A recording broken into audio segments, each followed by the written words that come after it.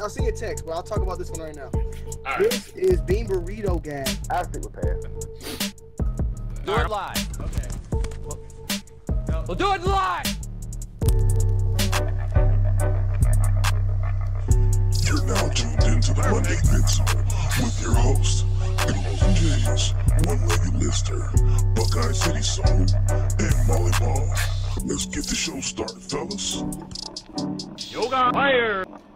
Yo, what's going on, everybody? It's your co-host, Kev, on IG, Twitter, and all that good stuff, Buckeye City Soul. Welcome to another edition, a special edition, the Labor Day edition of the Monday Midsole. And I'm going to go ahead and pass it to the right or to the left. I don't know which side he's on your screen, so I'm not going to drop any cuss words. I keep it clean.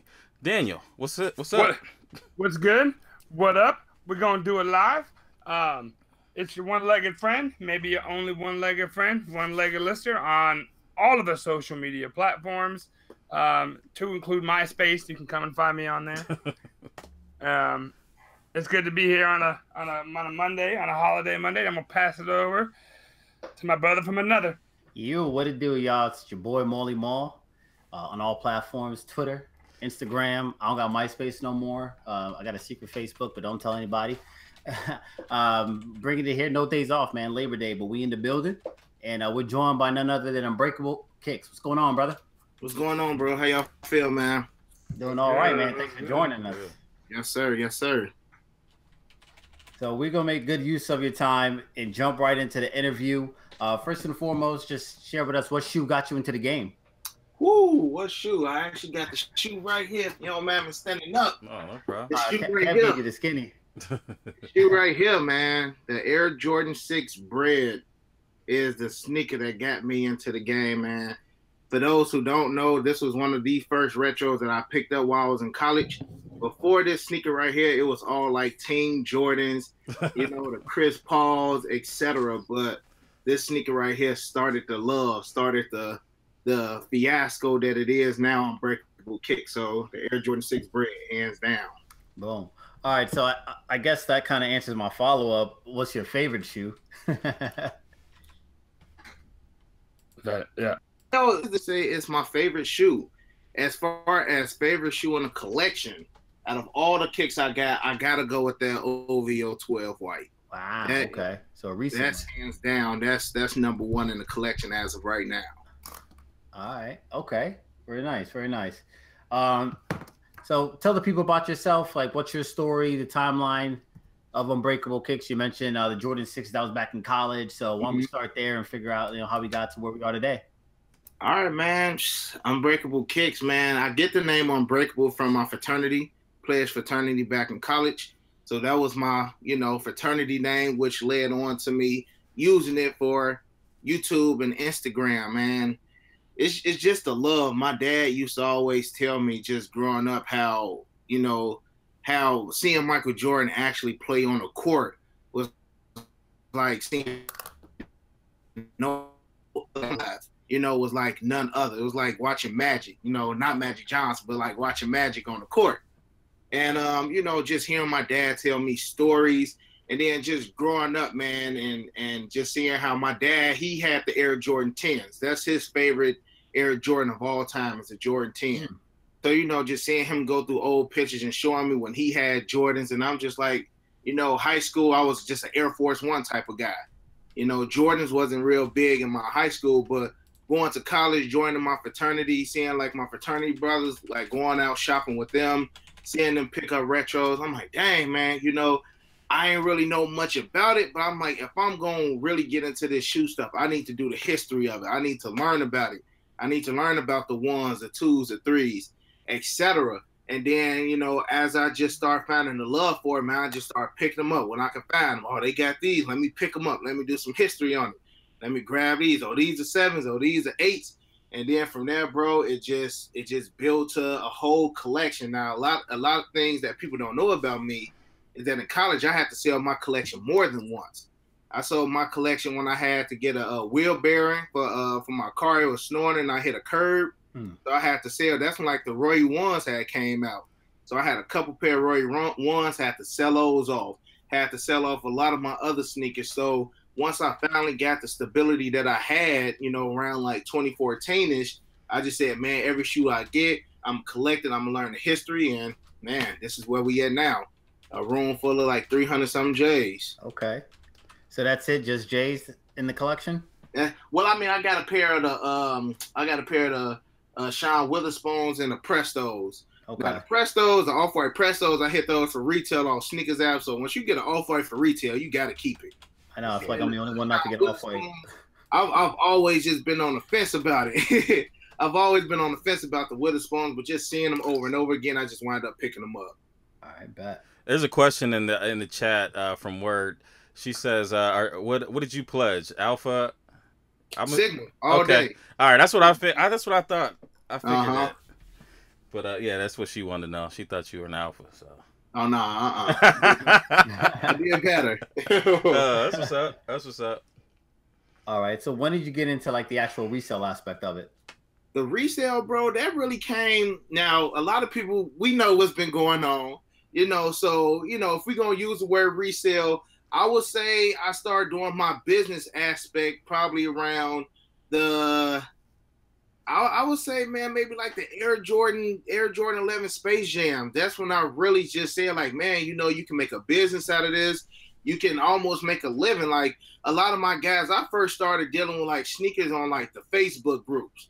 Like, I don't know if you guys know about, like, Cream and MSX and Band LA, all those groups where you just got a lot of people in the sneaker community who sell shoes, who trade shoes. And then I wound up meeting a guy that was able to, had a Nike Connect. So he was like, bro, I can get you the Space Jams early. So that was like my first big review on YouTube was the Air Jordan 11 Space Jam 2016s. So then I'm just like, man, I had to pay $350 for those early.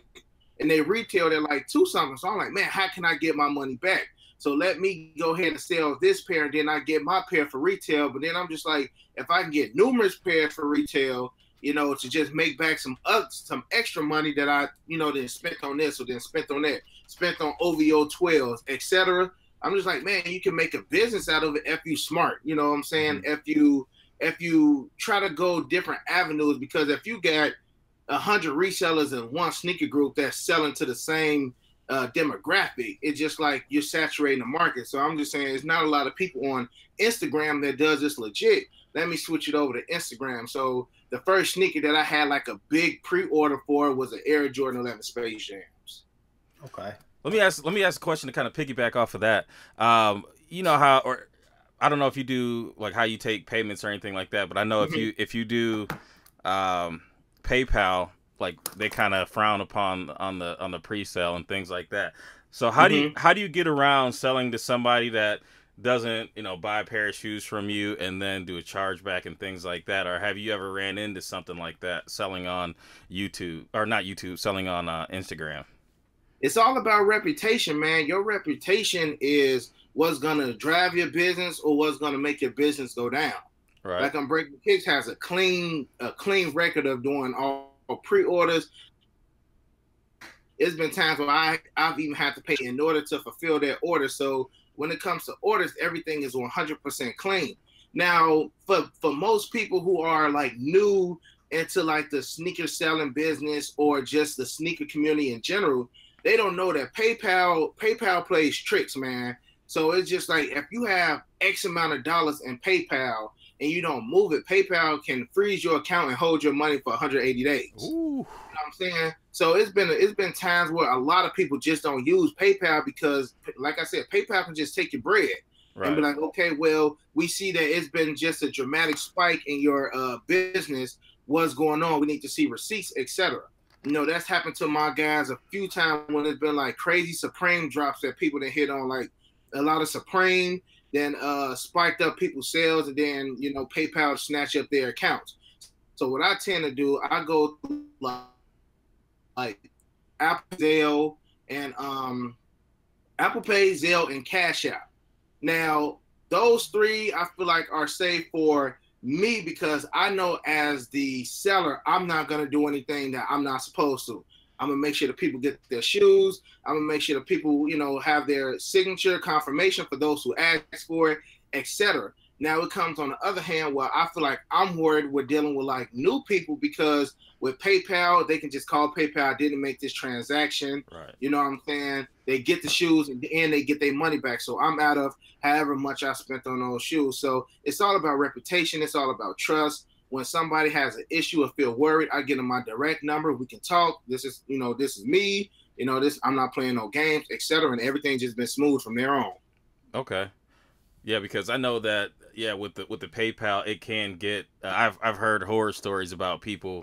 Saying that they never got the shoe, bro. PayPal is scary. If you do too many refunds on the transaction, bro, they'll just freeze your account just for that. No matter how much money you got in your account, they gonna hold that money for 180 days, no matter what. That's crazy. Yeah. So I'm just like, I deal with PayPal as the last option. So there's a question on here in here about StockX. And like, so what's your because the first one I saw said something about that you had an issue with StockX, and then I don't know if they reached out to you and then everything became cool. You want to kind of elaborate on that situation? Yeah. So I've done a couple transactions with StockX. I got my Air Jordan 3 soles, the Korea joints. I got those from StockX. The JTA Super Bowls were one of my other transactions that I got through StockX, and it's just the whole communication thing. Now I feel like if you was to spend $500 on a pair of shoes, you want to be able to communicate with that person like this, especially if you can't put a face to a name or a name to a face. Right. You want to have that communication, bro. I sent you my money. What's going on with my package? When am I gonna get my tracking, etc. So StockX, they just took like 2 weeks, bro. It was literally like a 2-week wait to get any kind of communication on the JTHs, to a point where nothing was even updated on their behalf. The shoes just wind up just popping up to my crib, so it's still saying waiting for StockX authentication, and then I wind up getting a UPS truck. So I'm just like, bro, the communication is terrible. I don't know what's going on now. Everybody was saying like, StockX is $1 billion company. They deal with numerous, etc. But at the end of the day, it's a business, and customer satisfaction, in my eyes, is number one. When I have any issues with a customer, I get them my number. Hey, you can call me, you can email me. Let's sort this out. But when you can't sort that out, bro, you know how it is. When people send money for shoes, they get scared. They like, I done sent this dude my shoes. I ain't getting no kind of communication back, bro. What's going on? So that was my big issue with StockX. And I aired it out. I had a lot of people who gave me hate on that video. That's cool. That's their opinion. I got a lot of people who was like, yeah, you're right. We know how YouTube is. Not everybody's going to be your friend. Right. It was just a learning lesson. I had to look at them like, yeah, y'all kind of is right. Yeah, I already had the shoe. But then at the end of the day, it's still me spending my hard-earned money. I believe that I deserve some good customer service, especially from a sneaker company like that. Right. But ever since then, every other purchase, they've been A1. So I don't know if they seen the video that they good. I don't know, but everything else been A1. So if you had to pick between StockX and GOAT, which one you going with? StockX. I've never used GOAT. Me either. I've never used GOAT. And the reason why I've yet to use GOAT is simply because I feel like StockX is more user-friendly. Right. It's way more user-friendly. And simply for the fact StockX has better prices than GOAT. Right. You know what I'm saying? They probably got butters on StockX for like $285, where you can get them on. They probably got butters on GOAT for like $285. Where you jump on StockX, you get them $225. If you get the right person who literally needs to pay that bill or pay whatever, they'll sell them joints retail. They even lose $20 just to get them off their hands. Right. Yeah, I actually got rid of a pair of butters on StockX. I didn't need them, and I got my money back, so I was like, I'm not gonna hold them for 5 years to get that bread back. But I also had a altercation with GOAT where I got a pair of fake shoes from GOAT. So I think it can happen anywhere. You guys have to pay attention. You have to look at your shoes, otherwise, whatever can happen. Yeah, and then even with both though, bro, and with me, man, a lot of people, they was like, Unbreakable, you just trying to talk about StockX and GOAT because they your competition. I'm like, look, I'm gonna have my price. They gonna have their price. If you want to pay, you want to pay. That's all good. But I'm letting you know that just because you get a tag that says StockX authenticated by StockX, don't mean them joints is 100% authentic. And that's all that I was trying to say. You know, but a lot of people like you hating, man, you just brush it off, bro. That's what I learned to do. Just brush it off. Right. And let me ask you this too, kind of piggyback off of that. A lot of people in the community, they get all bent out of shape about people charging, you know, over the price that StockX is charging. And I know that, I think I heard you kind of address it in one of the other podcasts. You know, like, what do you have to say about, you know, when you do charge over? Like what the common charge is going to be. Like, yeah, go ahead. Go ahead, bro. Go ahead. It was kind of cutting in and out.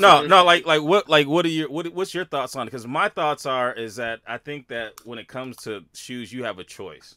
You have a choice to pick and choose who you want to do business with and what you want to pay, what you're willing to pay. Like, no one's holding a gun to your head. So I know that there's probably people in your comments when you go and sell a pair of shoes that, you know, maybe on StockX they're say $240 and maybe you're selling for $270, and then people want to have a conniption about the difference in price. You know, like, what's your standpoint on that? Like you just said, bro, like me, man, it don't matter if John Doe pay it, Jane Doe pay it, or Superman pay it, bro. At the end of the day, somebody's gonna be like, well, I don't want to wait that 2 weeks that StockX is gonna take. Or I don't want to wait that extra week. I don't want to risk, you know, like you said, you received a fake pair of shoes from GOAT. I don't want to risk that, you know what I'm saying? So I'm gonna go with somebody that's reliable, that can even offer me a receipt as he purchased it. Because most of the time when I'm doing vlogs, I try to be in the stores, but some of my stores, I don't want to be, you know, too in the stores, so I don't want to get the person in trouble, etc. Right. So it's just like, if you order something from Unbreakable Kicks, you ask, bro, can I get the receipt? You can get the receipt. You got that option. You know, StockX Go, you really don't get an option as far as if you're going to get a receipt or not. Another thing is, like I say, if I pick up a shoe on Saturday and I'm not like super busy with, you know, packaging things up, I can ship out your shoe that Saturday. You have it that Monday. You don't have to wait for StockX to authenticate the shoe. You don't have to wait for the UPS man, you know, to drop it off like 4 days after you already placed the order. So I have a quicker delivery service. I can also offer you the receipt. You know what I'm saying, bro? And I'm negotiable. You know what I'm saying? Just because I say $270 don't mean that person is actually paying $270. If I've done business with them in the past, I'm like, bro, you always show me love. I'll go ahead and knock off $20, $30 off your purchase. You know, I got plenty of customers in my phone that if I have a price, they're like, come on, E. You know what I'm saying? Work with me on that. I'm like, bro, just tell me what you want. You know what I'm saying? Yeah. But a lot of people don't see the behind the scenes.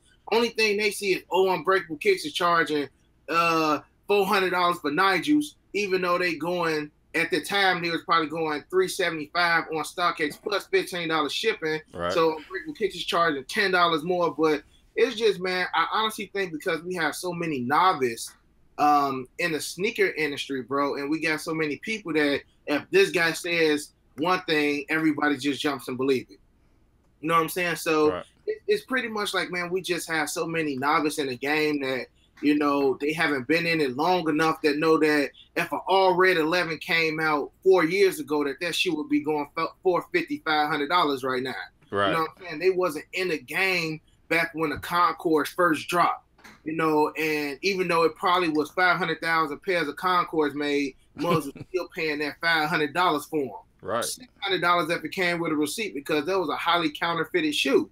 You know what I'm saying? So it's just, we got a lot of newbies in the community now, man. And I try to teach them as much as I can, bro. I post how to get sneakers for retail. I post where to cop, you know, use this coupon, you know, all that, bro. But, you know, at the end of the day, man, people going to look at what they don't like rather than all the good things that you've done in the past, bro. So, you know, it's just dust off your shoulders, man. Yeah, that's what's up, man. Ma, you want to jump in? I'll pick up on that. So, I mean, there's a couple things that I want to elaborate or piggyback on. So you mentioned like early releases and things like that. Mm-hmm. So how does that affect kind of your business, seeing as there is, you know, all these premium fakes, let's call it, or hyper fakes, or whatever the term is these days? Well, you know, you got, like I said, bro, it's all about your reputation. you know, if somebody knows that you do A1 service or they know that you've been doing A1 business for the longest, they don't worry about it. They can go to bed sleeping like, man, I know I just dealt with Unbreakable Kicks, or I dealt with Fine Line, or I dealt with Benjamin Kicks or whoever. I know my stuff is good, you know.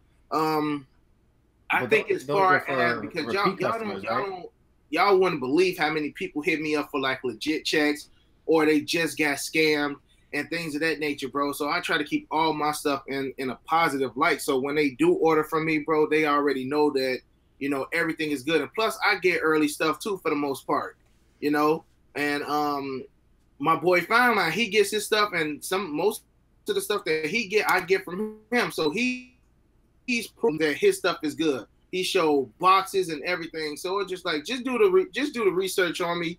And I tell everybody, just do research. If you don't feel comfortable with it, you know, take your time. I won't feel personally attacked if you don't buy from me. But, you know, if you do, just know you're going to get some A1 stuff. I bet. And then how do you come up with your pricing? How do I come up with it? Right. Are you looking, say, like, you know, at StockX, like, all right, is this the base price, or like, how are you coming up with your prices? I try to do buying simply off StockX. So if StockX if on September 3rd, StockX got a shoe at that very moment for $270. And then I add on, okay, well, I got to run downtown to pick them up, or I got to run on the north side to pick them up, you know, add in a little bit of gas and add on shipping fees. You know what I'm saying? For the most part, sometimes I don't even get my stuff at box price, especially if it's early $90 per shoe over, you know, and then I got to add on gas and things of that nature. But the only killer is, and this is my mind from a business stand, that if I charge a guy $270 on Monday and then 3 days later I charge $240 because prices went down, that guy's gonna feel cheated. You know, he's gonna feel like, dang, bro, why did I get charged $270 and now you doing $240? You know, so that's why I keep my prices linear. If I set it at $350, it's $350 across the board, because the guys who pre-ordered a week ago, I feel like it's fair that everybody's getting charged instead of me having to refund somebody $30 here, $30 here, $30 here, $30 here, because the market plays up and down. Because if I charge him $350, then I'm charging the next people $400. You know what I'm saying? It's just like, I just want everything to be fair. If you're going to pay, you're going to pay. If you don't, I'll live.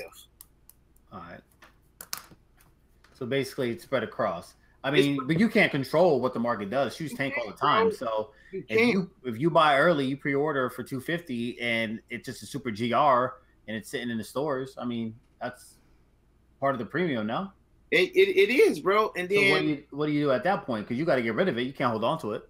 And then, bro, it's certain spots that I sell to, bro, that people don't even get shoes. Like in Montana, I got a customer in Montana who buys from me all the time, bro. I've had a customer in Wyoming, so it's people who are gracious. You know what I'm saying? It's people that hit me up every day, Unbreakable, bro. Thank you for what you do, man, because if it wasn't for you, I would have to go on eBay. It's people, bro, that still don't even use StockX and GOAT. They haven't maneuvered over to this next generation of buying shoes. Me personally, I still will go to eBay first, because I've known and I've used eBay for years. Like if it's something that I'm just like, man, bro, it's hard to find, I will still check them eBay prices first, because you still got a whole another market over here that people are scared of because they don't know what to look at when you shopping on eBay and things of that nature. So, man, it's just a lot, bro, especially for somebody who's been in like the sneaker industry I've been in it for about like, 8-9 years, which is still not nothing to like a man like Jumpman Bostic or Mayor. But, just for them, they've seen the sneaker industry transition numerous amounts of times, bro. And in my age, I've only seen it change really once, like StockX. StockX has honestly been like the atomic bomb on the sneaker community within like the last 5 years, bro. Like we used to have like Nike Talk. Like there's probably a lot of people that don't even remember Nike Talk going on there trying to buy shoes that way. So, it's just a lot, bro. No doubt. Now, what's the motivation for the YouTube? How did that get started? YouTube, bro. YouTube simply just started on just showing people sneakers. When I had the Space Jam 11s early, I'm just like, bro, I just want to get on here and show everybody I got the joints early. That video got like 8,000 views in like a month. I'm like, bro, it was terrible quality.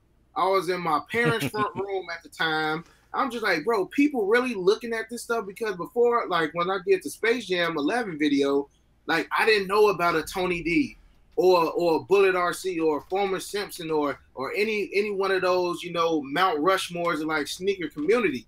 I didn't know any of that, bro. I just wanted to post some shoes on there. I posted my OVO 12s, and I was at the barber shop. My barber did a video that with my best friend Gritty Fresh. And he like, bro, this video got 1 million views of me cutting hair. I'm like, word? He was like, bro, and I got paid for it. I'm like, what, bro? You get paid for putting a video up on YouTube? He like, yeah, bro, it's good. So he sent me like the whole AdSense things and things of that nature. So I'm like, man, you know, I do it. You know, he said you can go back and then they'll pick up where you first started once you start monetizing your videos. So after doing like YouTube for like 4 months, bro, I finally got my first YouTube check, which was like $70. And then I'm just like, I mean, hey, it's better than nothing. Right. And then after that, bro, I'm just like, I took a break from it. And then everybody's like, bro, why you stop doing the YouTube? Why you stop doing the YouTube? I'm just like, you know, this is not my 9 to 5. This is just something that I just love to do. Get on here and do reviews. And then, bro, it just blew up after that, man. And then it's honestly like a second person to me. Like I got a 9 to 5. I'm a husband. You know, I got a daughter. And then it's YouTube too. So it just got intertwined into my lifestyle, man. All right. You refer to yourself or the page as a new style. Like, what do you mean by that? You say the new style. Like the new style YouTuber, like the new wave, I guess. The new wave. Yeah, you know what, bro? That's what they say, man. You know, other than myself, like I've done, you know, a little bit of research. Other than myself, bro, 2J's Kicks, like once he started, because he started after me, man, and his channel just took off like a rocket. And, you know, like, I talked to him. Like, I've been to Urban Necessities once, but I met JC at my first sneaker con last year in Chicago. And I was vlogging at the event. And he was just like, man, you know, I've checked out, you know, a couple of your videos, bro. He like, man, I think you should go strong at it. He like, I think you should go strong. And then I told him, I looked at him, I'm like, I'll make a deal with you. I'm going to work hard so that next year, SneakerCon Chicago, I'm, you know, welcome in as a guest. And then that following year, SneakerCon, you know, they ain't have to fly me out because I live in, you know, everything. They asked me, did I want a table? They asked me, did I want a booth? You know, me, when I go to SneakerCon, I just like to be in the out there with the people, buying shoes, blogging. So, you know, once I start seeing that, man, you know, most people make a living after this. I'm just, you know, let me try. And then, bro, it blossomed, man. It's like it happened overnight. Like I remember the first time I went to the gas station and somebody recognized me. I'm like, bro, this is crazy, man. So it's humbling and it's a blessing at the same time, bro. It's dope. Now, how did you get into like the PEs and everything? The PEs, I've always wanted PEs, bro. Like the Oregon 3 pit crews. That is honestly my number one grail. I'm eyeing a pair right now. I just spent so much on those Michigans, the whole Michigan set, that I'm just like, I gotta take a break, you know, because at the end of the no, stop, stop with the Michigan, stop with the Michigan. My bad, I thought you wanted a pair. My bad. Oh, let me interrupt that because I know I noticed that you wear an Illinois jacket. Did you play there or did you go there? Yeah, I graduated from U of I. Okay, like my freshman year. I got full ride to go to U of I. Okay. Fully paid everything because of academics. And just me being a first generation, low income minority, they gave me a scholarship and one of the jackets came with the scholarship. Oh, that's what's up. That's what's up. So do you feel funny ever wearing Michigan stuff? I mean, I know that's not really a rival for you. Or is there? It is. They do have a trophy. Is it Paul Bunyan or dissing shirts at U of I? Okay. Does it hurt me, bro?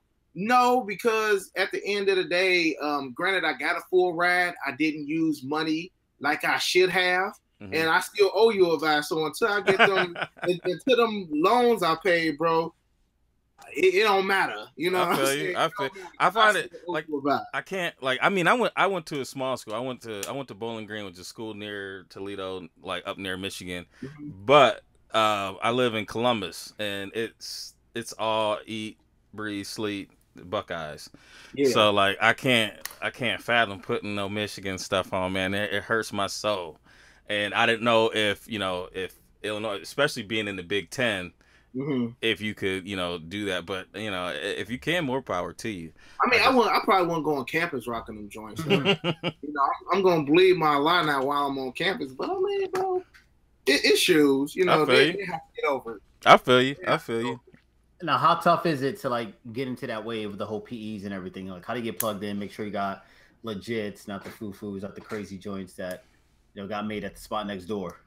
Man, bro, it's honestly a blessing, man. I did a video last year with the brothers from English Soul. I'm sure y'all probably know English Soul. Oh yeah. Those are like my bros. Like I've been doing deals with them, transactions with them before the whole Unbreakable Kicks wave. So when we made that video of me being at Drew's apartment and seeing all the PEs, I'm like, bro, 2018, I have to at least get one PE. He was like, Unbreakable. He like, I want to be the first one to sell you a PE. Granted, it didn't happen because I wound up buying one at a sneaker event in Chicago. But all the other PEs, the Michigan 12s, the 3s, and the 9s, I picked up from my brother, and the 13s, I picked up from English Soul. And I wound up getting the Michigan 5s. I'm cool with Soul Supremacy, also the owner of Soul Supremacy. And I wind up getting a pair of 5s, man. So it's just knowing people, bro, and knowing them back when sneakers was big on Facebook, not before sneakers was big on IG. Because when IG first started, man, it was all just about social media and celebrities. Now IG, I feel like at least 20% of IG is sneakers. You got celebrities who post sneakers, etc. So this was back when like I built friendships and networked way before I actually needed it, if that makes sense. Right on, yeah. Shout out to Drew and Warren, man. They're English Soul, yeah, for sure. And they're doing big things, man. I see them doing stuff all the time.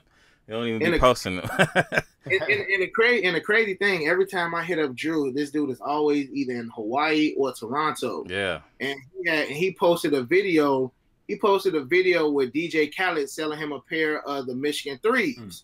And I seen it. So I called him up, man. I'm at work. I called him up. I'm like, bro, you got one more Michigan 3? He like, I knew you was going to call me. He like, I knew you was going to call me as soon as you seen this post.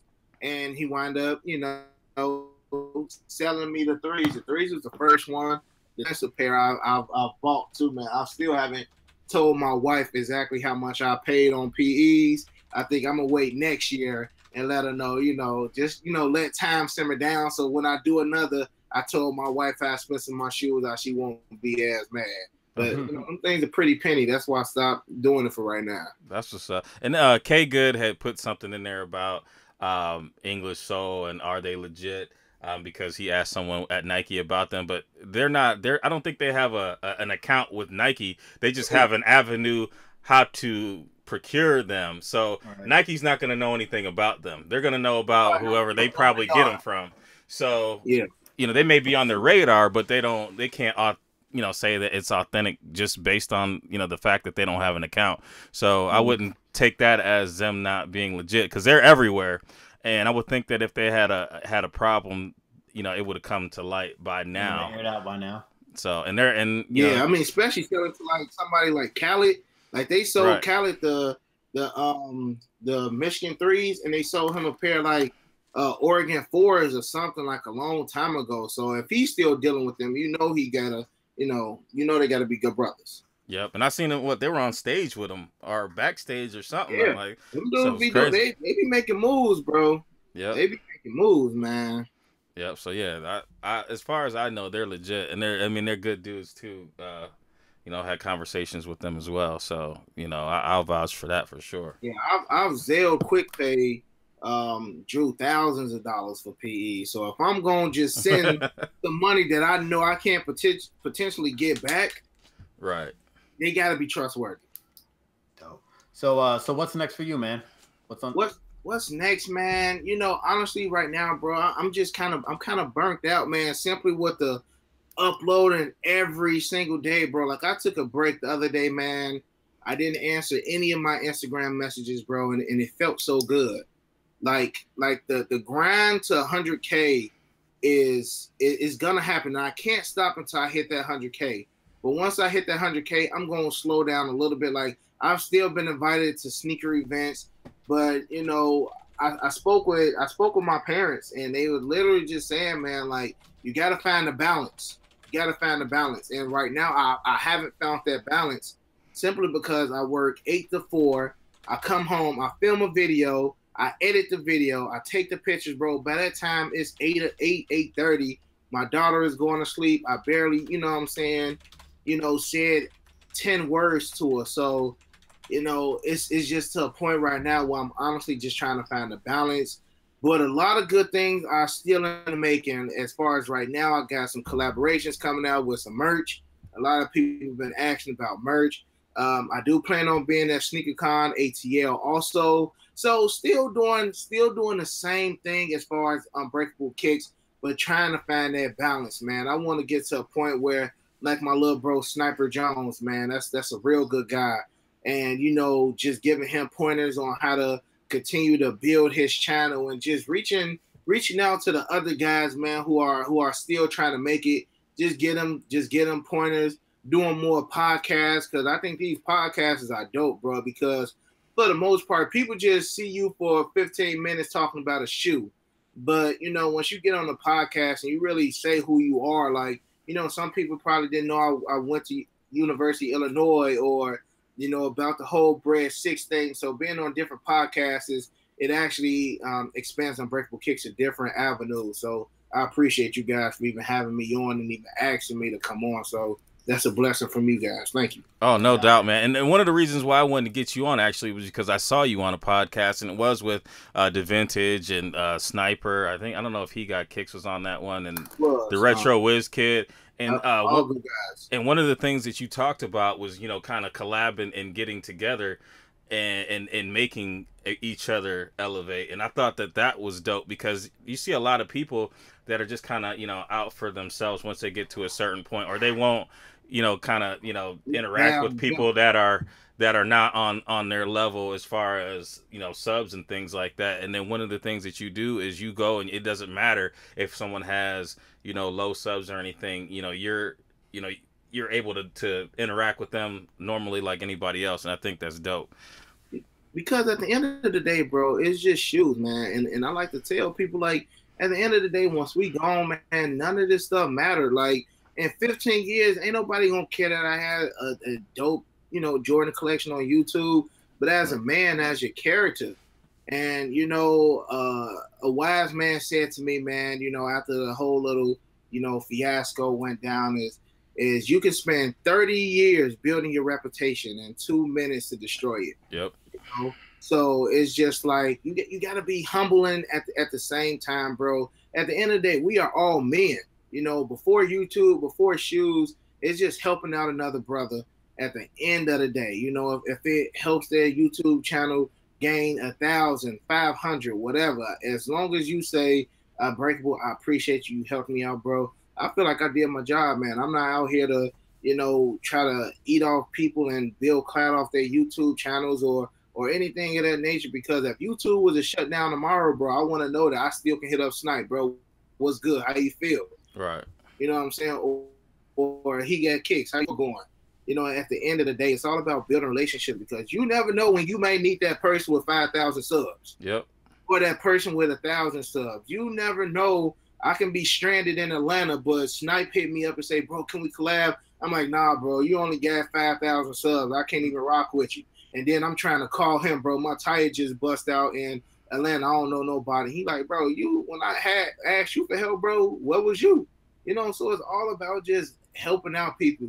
You got to make friends before you actually need them. Right. At the end of the day.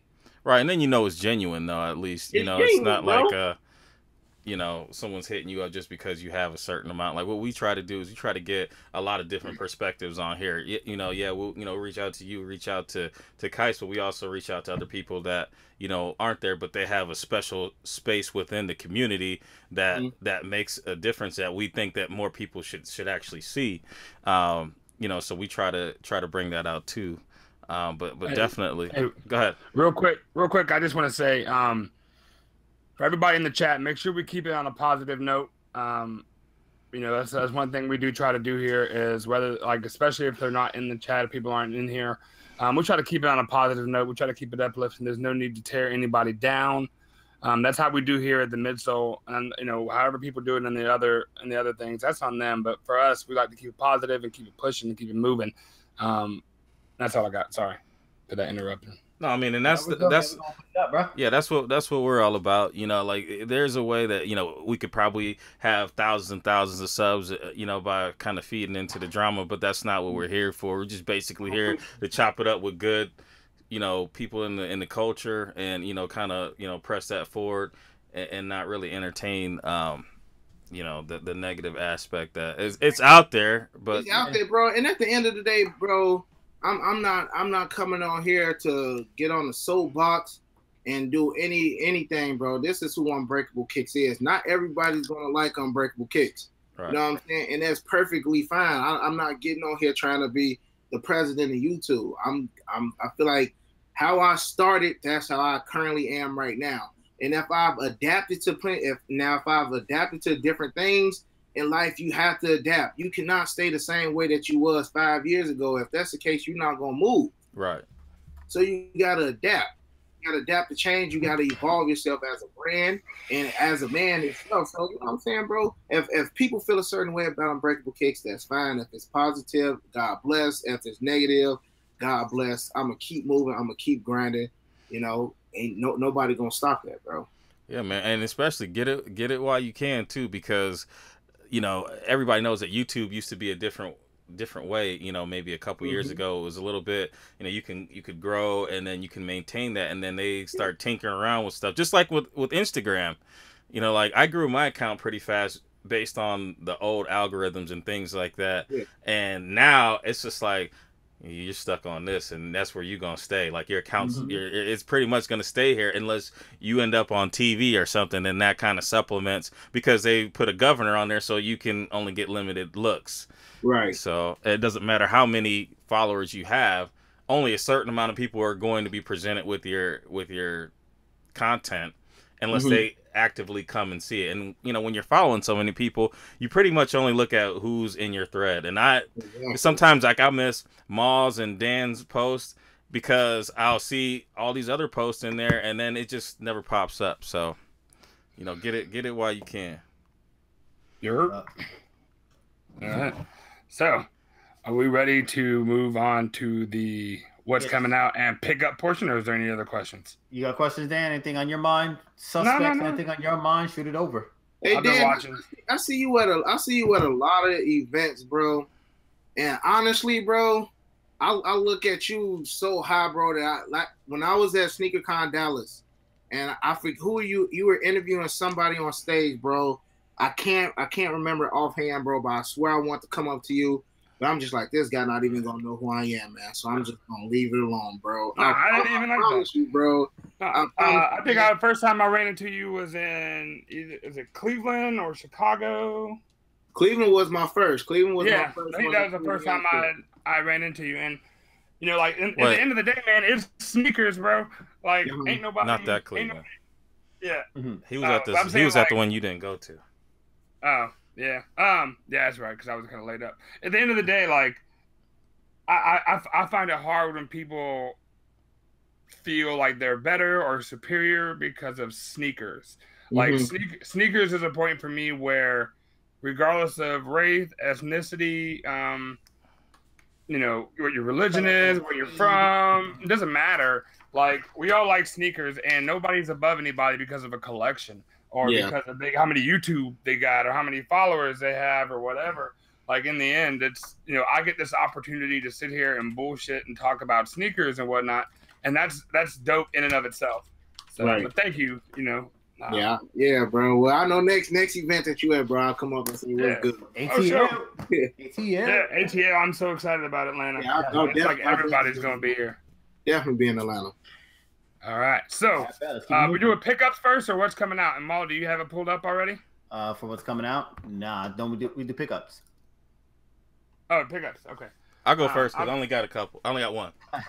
Okay. And you're he's gonna show it. He's gonna show it anyway. So I did pick up the International 5s. I can't pass up. I guess you could say New York Knicks now, but to me they're the hardwood classic Cavs.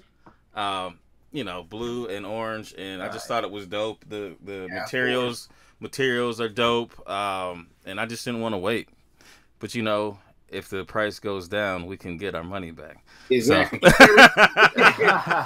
keep that receipt, bro. But the thing is, bro, and I did a video of all 3. I said that 5 is the best out of that pack, bro. I agree. 5, I feel like a lot of people is sleeping on the 5, man. The tumbled on it was nice. You actually got that Stitch 23 on the side. Right. That stock liner was dope.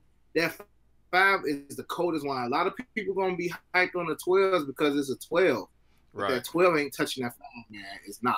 Like I was gonna get the 12, and I still might just to complete the set, but like I have Obsidians, and I don't really wear them as much, and I think that from afar, they're kind of the same shoe. Mm-hmm. So I don't know. I don't like the 12s.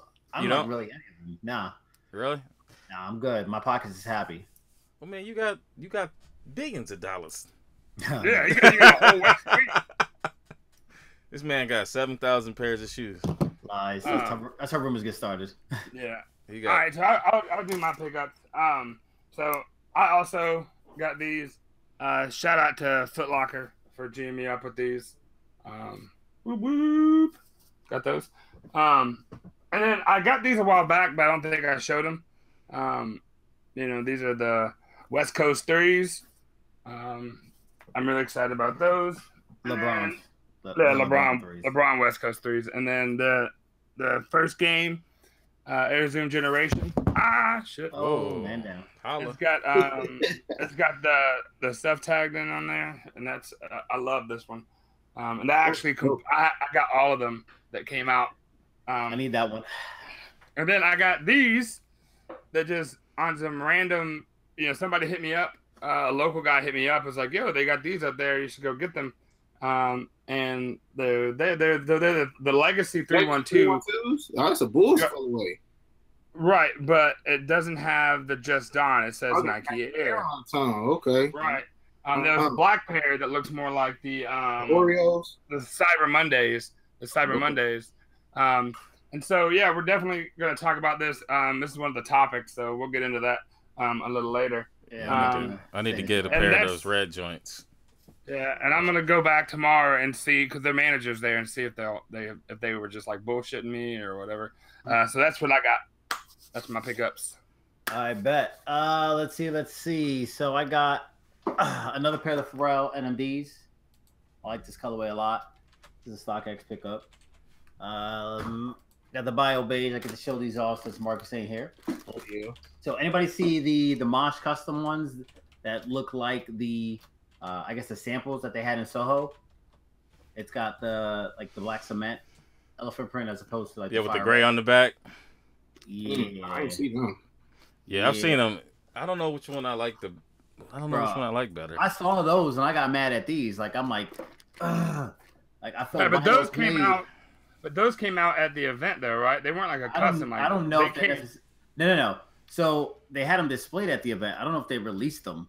But what he ended up doing was customizing them like the ones at the event, because there was 3 different pairs, one of which had like the fire red type, elephant print, and then another one who had the white cement, black cement type joint. So, damn, he just be throwing shoes. He's like, yeah, fuck that shit. Got money to blow. We got like 5 of them. That was an accident. You see my face? I was like, no, but so Mosh ended up customizing them to look like that, and I was kind of like, damn, I don't even like mine anymore. Like I was excited to have them, and as soon as they came in, I was kind of like, man, fuck these. But oh, look at Ma throwing a cuss word out there. My bad. I know, right? He dropped an F-bomb. And don't forget, if you're new here, please subscribe to the channel. There's 75 of y'all watching. We're glad you're here, but don't forget to hit that thumbs up. That way, it kind of gets us in that algorithm and pushes our show out there. Yes, sir. And then I went sicko mode and got these Travis Scott Air Force Ones. Trash. So shout out to good folks at City Jeans Premium. They actually hooked it up with that. I was able to go scoop those up. Now they were sitting in my boy's trunk for like no lie, like 2.5 weeks because I had him pick them up for me while I was away, and then his ass went to London and Amsterdam, so he was gone. He was gone. Straight up gone. Oh. He's like, "Oh, they're in my trunk," and I'm like, "Bro, I'm not going to your house to knock on the door to get your keys and be like, yeah, Travis said I can go and take some shoes out of his trunk." So I was like, "Yeah, I'll just wait for you to get back, dog." 1, 2, 3. Oh, Kobe's, the ADs. I saw those in hand today, and they're pretty dope. Yeah, bro, these are sick. The lacing system is dope. The outsole reminds me of the 10. It's got a lot of nuances. It's got the toe box similar to the Kyrie 3. You already know how I feel about that. So I'm excited to try these on, playing them. The materials feel good. Man, listen. I might cop a pair. I might cop a pair to ball in. See what they. Yo, they're dumb feel light. like. They're dumb light. Like, it's crazy. And they got all the little details. The date of birth is right here. As long as they got the cushion, the cushion system is the most important for me because that. They're Kobe's, dog. Kobe's always feel good. I don't know about that. Not always. Yeah, it's weird, man. It's just weird. Like my feet react differently to. I've never tried on a pair of Kobe. Really? Ooh. Never. Never. I got a couple, and then I never wear them. Never. And then my pickup of the week would be the Kyrie 4. Oh, you got the whole arms. You get the green joints? Nah, the green ones came in a green box. It was a custom, or I thought it was a PE. That's a custom, bro. Oh, okay. Custom. I like that. Them greens are. But you know what? If the red was more limited, then everybody loved the red even more. So it's psychological. Yeah, so T Ward. I just posted a video of these yesterday, so the full unboxing is on YouTube. But yeah, super excited to have that. It's my first like exclusive Kyrie pack, believe it or not. You didn't get the kicks?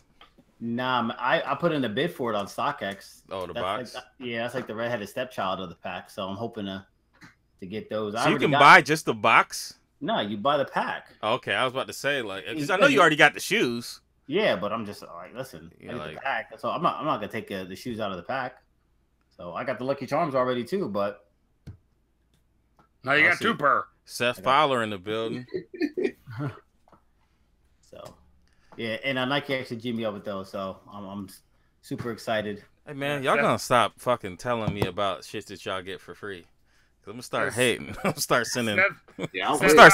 Ink bombs.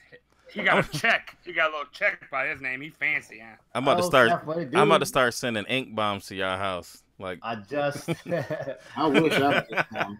I know. I'm like, y'all niggas talk about all this free. Right. It's just like you just walking around with a filet mignon next to a homeless person. Like, man, look what I got for free. And you sitting there, mouth watering. Like, all right.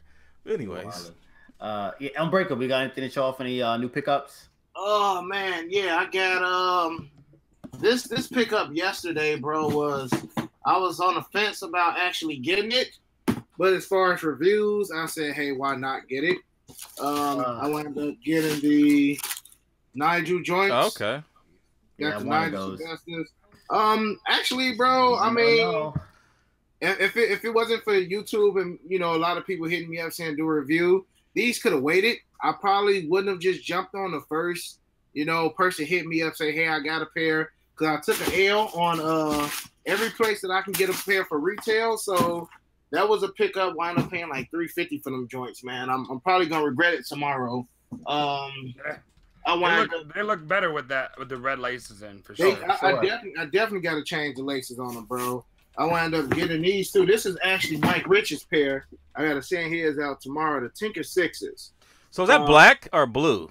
It's navy, bro. Oh. So it's pretty much. And when I did my video, I finally realized it's kind of inverse of the Olympics. Right. So even when he did like the Tinker 7s, the Tinker alternate 7s, I feel like these should have been called an alternate, because you got like the hints of navy in it to kind of get the Olympic feel. So that's why I'm gonna say these should have just been called an alternate. As much as I love sixes is my second favorite silhouette. I'm kind of disappointed in these joints. I feel like they could have did a lot better for this shoe, but they didn't. I picked those up, and I did get the Bio Beiges this week also. And I got these in yesterday. I'm gonna show y'all 1 second. These joints came in, and these were the only ones that I wanted out of the pack. Yeah, I think I might mess with the blue pair. The blue ones. I did pick up the blue 18s. They do got a different material back here. So on the other 18s, you have your carbon fiber. Right. This is more like of leather. Of like an absorbent kind of like foam back here. So it's not carbon fiber. They could have did a couple different things, through maybe like a white Jumpman right here. Right. They got 4 me on the tongue instead of 23. I have no clue what that means. So what does it say? It says 4 me. The number 4 and then me. Yeah. Huh. So I wish they did it like the red pair. They should have made it just like the red. I know on the other pairs, like the orange and the yellow, it has like 72G on the yellow pair. But, I'm not sure exactly what all that means.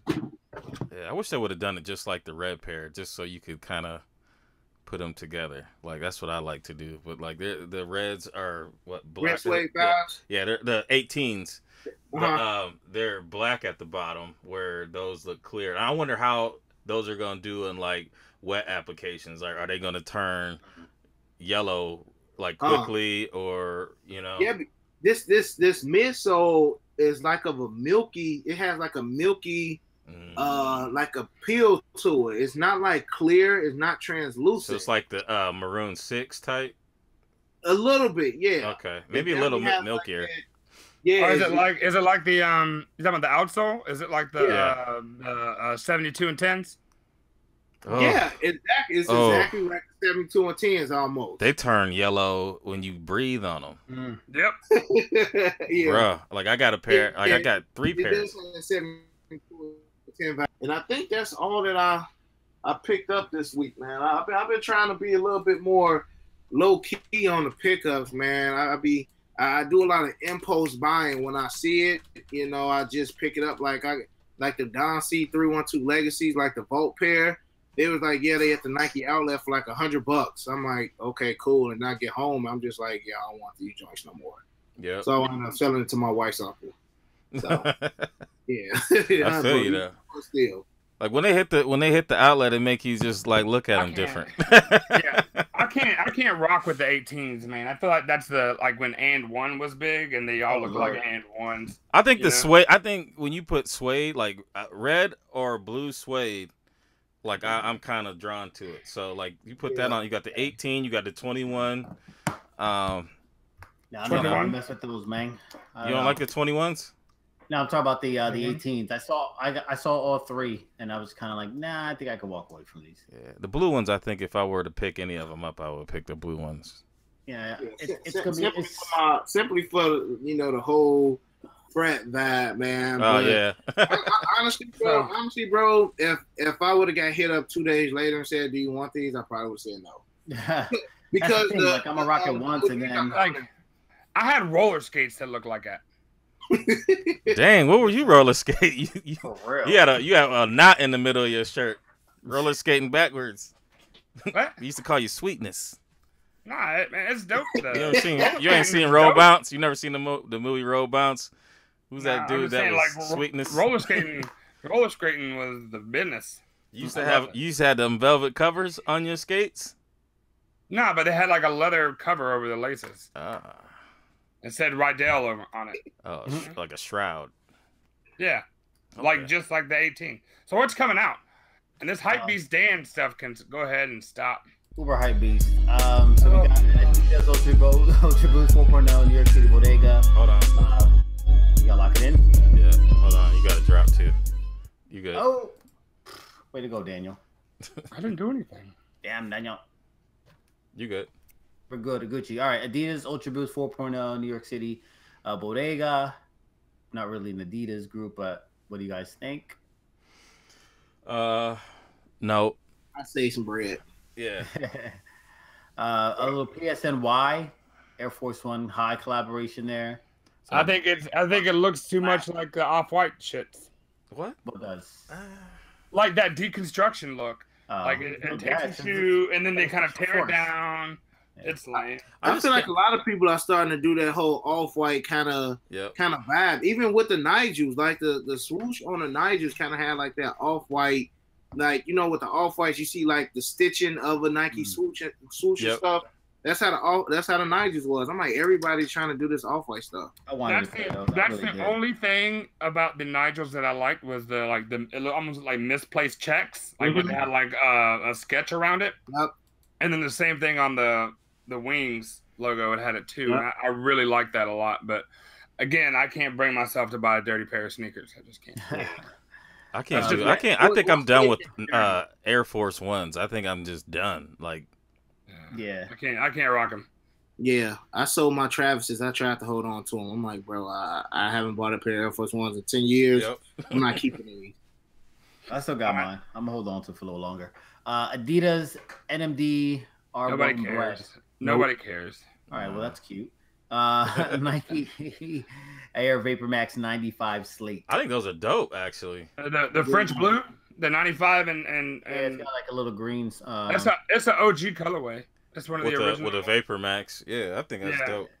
I you know me, I'm not a fan of the Vapor Max in general. No, they look like teeth and rings, so I can't mess with them. Tide Pods. Yeah, serious. Adidas Women's Falcon Light Granite. Trash. Another NMD Off-White Lush. Trash. Lush. It's underwhelming. Listen. Yeah. Adidas NMD TS1 Prime Mix. These are the AKA colorway. We got some watermelon Air Max 90s. Beyonce. Gonna just do it in black. Nike Air Force One Low, a canvas, light bone. Pause.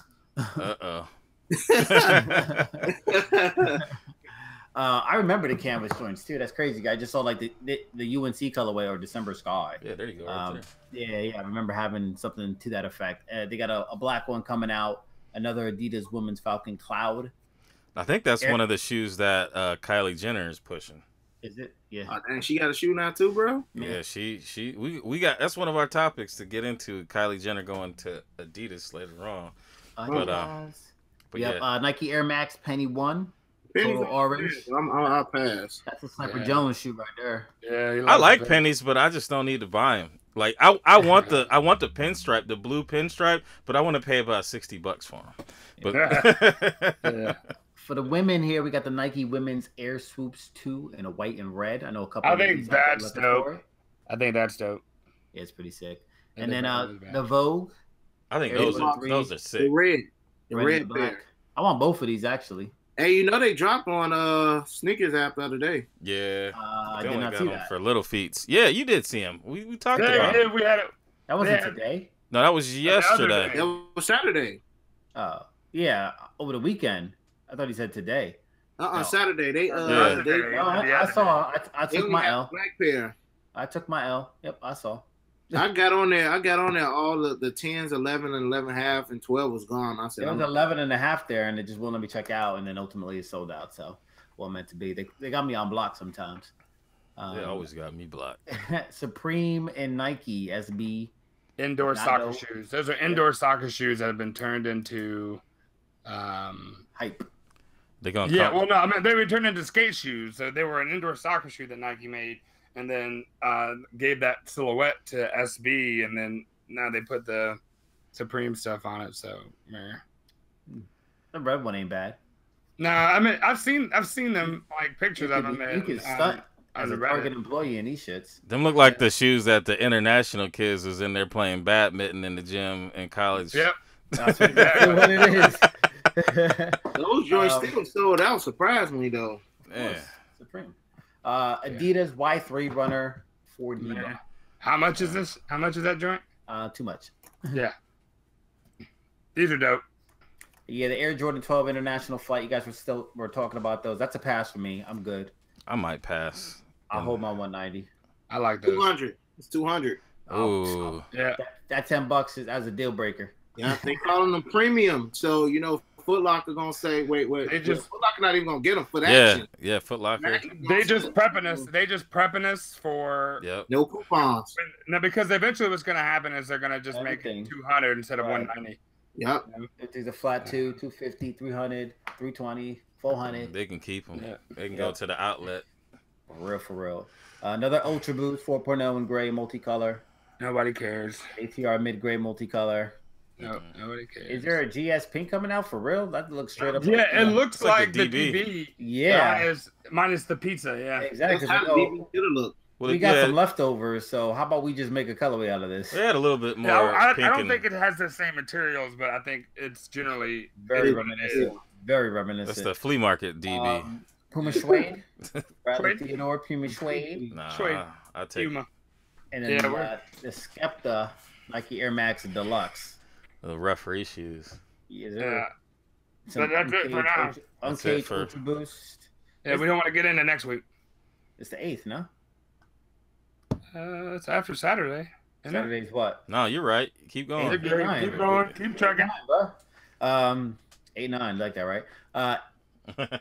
And an Adidas Young One Atmosphere, and that's where we'll cut it off at. Yeah. All right. No. Well, then let's Look like I'm saving a lot of money. yeah, Yeah. same here. But Right. you know, half of them things I'm half of them things that they don't show, there'll be some other stuff. they'll just pop some shit up like, yeah, we was gonna drop this later in the year, but we gonna move it up. All right, I'm gonna move it to the G.A.P. Watch the drop.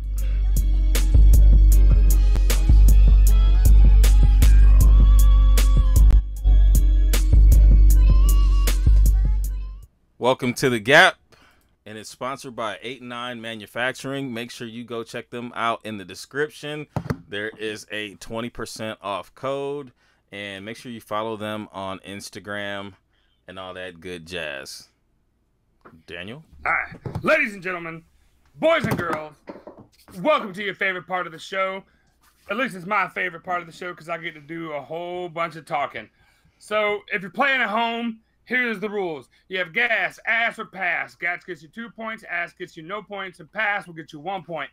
At the end, after everybody goes, the person with the most points wins. Now, are we only doing the two? Yeah, only two. Because it's collab. So we here on the panel only have 2 gas, unless you ask somebody's shoe, and then you can get a third. All right. You at Marcus home not playing here. along. Yeah, y'all only get. Y'all get as many gas as you want. So, Infinite ass. but I need to see some gas pumps, some flames, some smoke, some peaches, or the little arrows, or whatever it is. You know, just you know how this game goes. So that being said, the category is a celebrity collab. This came from Marcus, and his old ass ain't here today. He fell. He can't get up. Yeah, we're waiting for his life alert to kick in. So that being said, let me scroll up to the top and see where we're at. All right, boom, we're good to go. First. So Marcus's shoe just won't get shown, correct? That is correct. Are we missing the shoe? Nope. I took it off. Oh, It's only 4 okay. here, bro. 1, 2, 3, 4. That's what I thought. I thought Marcus's shoe was on. Anyway, so first up we have. First up is my shoe. So Eminem just dropped that album, so I was in full on M mode, and for the G.A.P, it's gonna be the Eminem Encore. The colorways just hit. That little splash of red just really sets it off. All blue suede, the gray and the black. It's money, man. This is it. Tough one. All right, so Kev. I'm gonna gas these. I mean, you know, 4s are my favorite. They're my favorite silhouette. Super dope shoe. I wish I could get my hands on a pair. Unfortunately, you know, that's never happening unless they come back out and they're super GR. But yeah, these are bean burrito gas, as Tony would say. All right, can you hey, Unbreakable, do you have YouTube pulled up? Do I have YouTube? Yeah, No. you don't have to pull it up right now, but it's No, okay. with the Eminem So, fours, these are the like, Eminem 4s. Encore. What you got? The blue ones. He got so is my turn to go? Yeah, you you gas You're trying ass. to vote. Oh no, Yeah. that's gas. That's gas all day. That's all day. Okay, perfect. All day. That's heat, man. That's one of the shoes that I wish I could get, but I ain't got that 30 grand and drop it on. So. That shit's crazy. No. Now let me tell you what other shoes. If you don't have the G.A.P pull or the midsole pulled up, there's these. Then there's a Transformer 5s, and then there is the Jeter 11 mid. Right. And then there's your shoe. You have the. I got you with the Calipari 8, the OVO. Which is dope. So, and that won't. But you can't vote for your own shoe. Yeah. Okay. So for me, these are a gas, super gas, and because it's just a dope shoe. And for the usual suspects, it was also a gas. So Maul walks away with a perfect score this time of 8. Next up, we have. Who is it? You. Transformer 5s. Me? All right. Dope. So this is a collaboration with Mark Wahlberg and Jordan and the Transformer franchise, and it's got a very Dornbecker 5 appeal to it, you know. And it also but it doesn't have the black light deal, but it does shine light back and have like iridescent look. Iridescent. Thank you. I couldn't think of that word. Translucent kept going through my head. The soles glow, and it has that cool Autobot logo on the outsole, like right on the ball of the toe, where that would be. And it's just such a dope pair, and I would love to get my hands on it, but I'm not DJ Khaled, so I've seen a pair for like $12,000. That was the cheapest I've seen a pair. Again, we're talking about car money. We're talking about car. Yeah. So, you know, as it stands for me, it's a no-fly zone. He was like, he just said it too nonchalant. Like, yeah, man, it's only $12,000. Like, all right, so no time soon, bro. What you got on these? Oh, damn. Hold on. So we got these. We got the OVOs. 8. Yeah. What was the other one? Help me out. The Jeter mids. The Jeter mids. All right, I'm gonna gas these because they do resemble the DB so much, and that's actually one of my favorite pairs in my entire collection. The whole Transformer vibe. I remember he was talking about it like he wanted something crazy, like he wanted to transform from like a 5 to a 4. Like he was trying to go all out. But all the little details on the shoe, materials, the logo, it's a hit. It's a dub. It's a gas. Kev.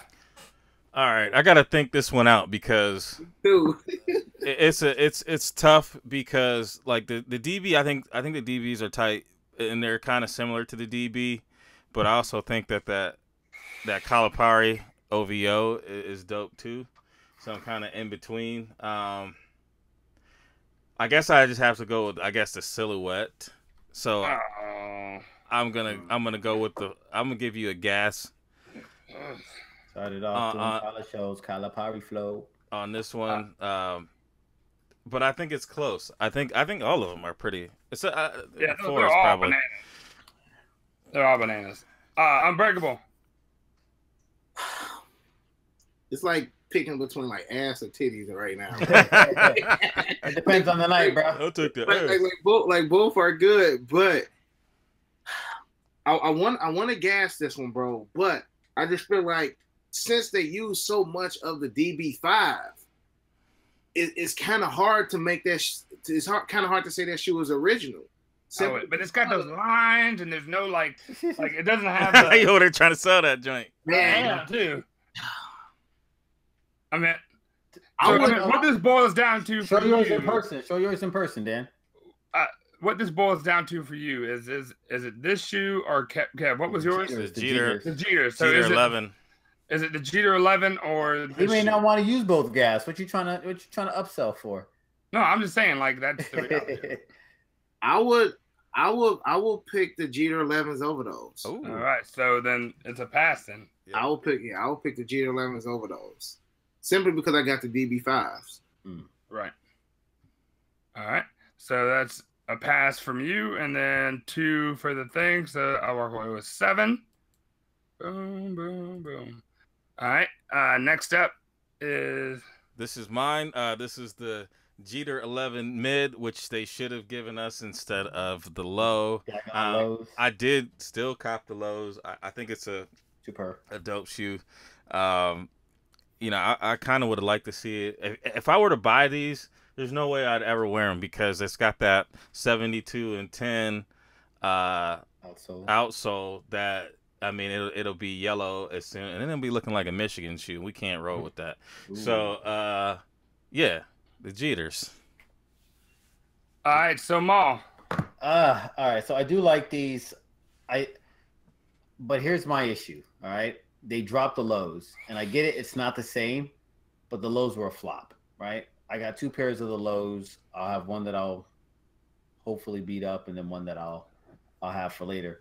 You bought 2 pairs of a lesser shoe, so you're not rationalizing correctly. I am, though. Like, if this shoe came out, it's just a GR. The fact that it was like a unicorn that they dropped in the Bronx is what makes it dope. No? But you bought 2 of a. I buy 2 of a lot of things. All right, I got you. I got you next week. What are we supposed to do? Listen, I only got 2 gas. And for that reason, I got to pass. So. Ain't you a Yankees fan? I am a Yankees fan. All right. It's your fault, Kev. What's your actual name? I don't want to keep saying Unbreakable. Eric. Eric. Okay. Hey, I'm just gonna call you E. That's cool. All right. So, and is it gas or pass or ass for you? You already gassed these. I thought so, but I just want to get his opinion. You know, the blue suede uppers. You know, the 3/4. The mids. Yes, I feel like I mean that's like he said, like Maul said, that's a unicorn. So it's kind of to a point where you need it in the collection, but is it a necessity? I will still get them. I will still get them. So I will gas those. And so for me, this is a pass because of like 11s I can pass on, and the gray suede ones that came out, I could have got those at retail, but I don't like 11s really aren't like. I don't mind paying $400 for a shoe. I got 5 of them, but 320. You know, yeah. But in the end, like 11s don't do it for me like that. You know, I just this one I can pass on.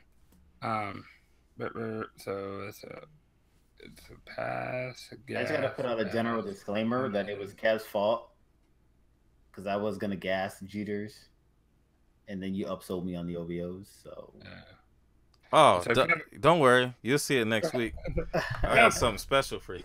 Kev walks away with a 6. And then E has. You want to sell your the Calipari started off doing Kylie shows. Oh yeah, man. That Calipari pack, man. I feel like it's even more special now. Since we do have samples out. Somebody hit me up to buy a sample, but it just was out of that price range at the time. I wish I can actually have it in hand for you guys, but it's such a dope sneaker with the colorway. I mean, you can either go with the black suede joints or you can go with the white leather. Me personally, I will go with the black suede. It's just the Jordan 8, I feel like it doesn't get the respect that it actually deserves. Yes. Yeah, the 8 doesn't get the respect that it deserves, and I'm surprised that these OVO 8s was a flop. But having an OVO with a Kentucky blue colorway, a successful NCAA team, you know, that's in my eyes that's a must cop all day. That blue and white is just, or blue and black is just phenomenal. That's a cop all day. All right, so Ma. Again, I was actually going to pass on these because the colorway itself is kind of bland. But looking at all the details of the shoe and the OVO on the back, obviously the same as the 8s and everything like that. And like I said, Kev kind of just upsold it in the last minute. And I was like, yeah, you know, these would be a must. I'd rather have these over the Adidas personally. Same. So, yeah, man. Right. I like 8s as well. Yes. All right, Kev. I'm out of gas, man. I would have gassed him though, but I chose the wrong direction. I I take my gas back from You the can 5. if you want to. I take my. No, it'd be mine. It'd be mine. I'm gonna take the 5s back, and then I'm gonna gas. It's done. So I walked away with 6. You took it back. Yeah, I took it back. Shit, that ain't no I'm thing. gonna take your gas back too, and give you an ass. And then.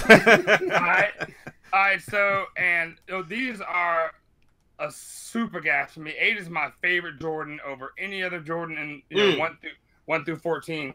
Aqua 8s are my favorite, and even if these didn't have the OVO attachment, the white and the blue are still super dope for me, and the black and the blue, just like the Motorsport, how it's kind of like a an offset of the Fire Red. The Motorsport's like a blue version of that shoe, and then you have the black one that's like a bread.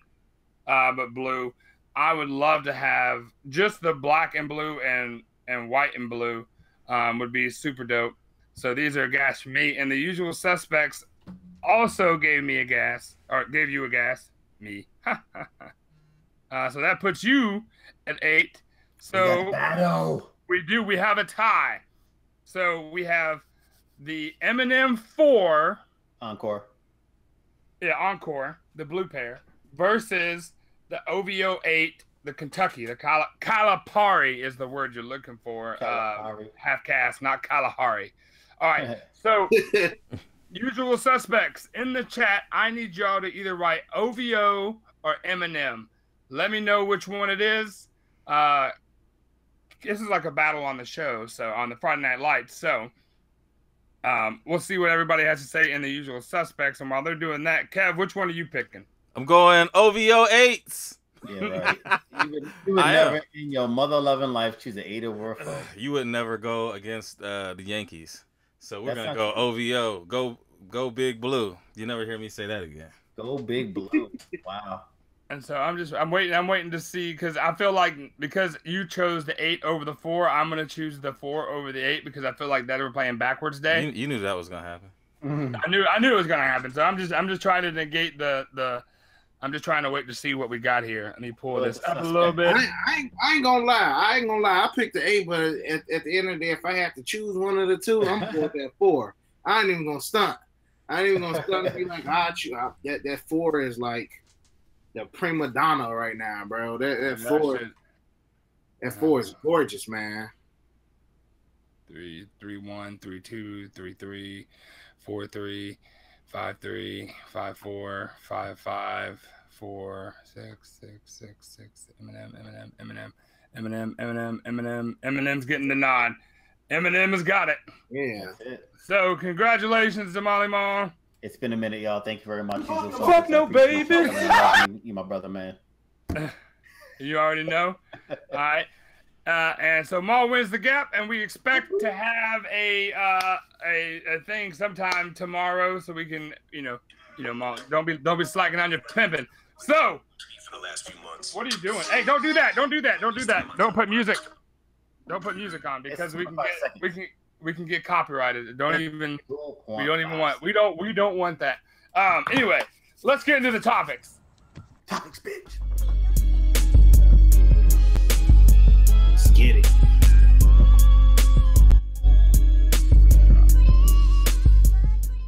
Topics.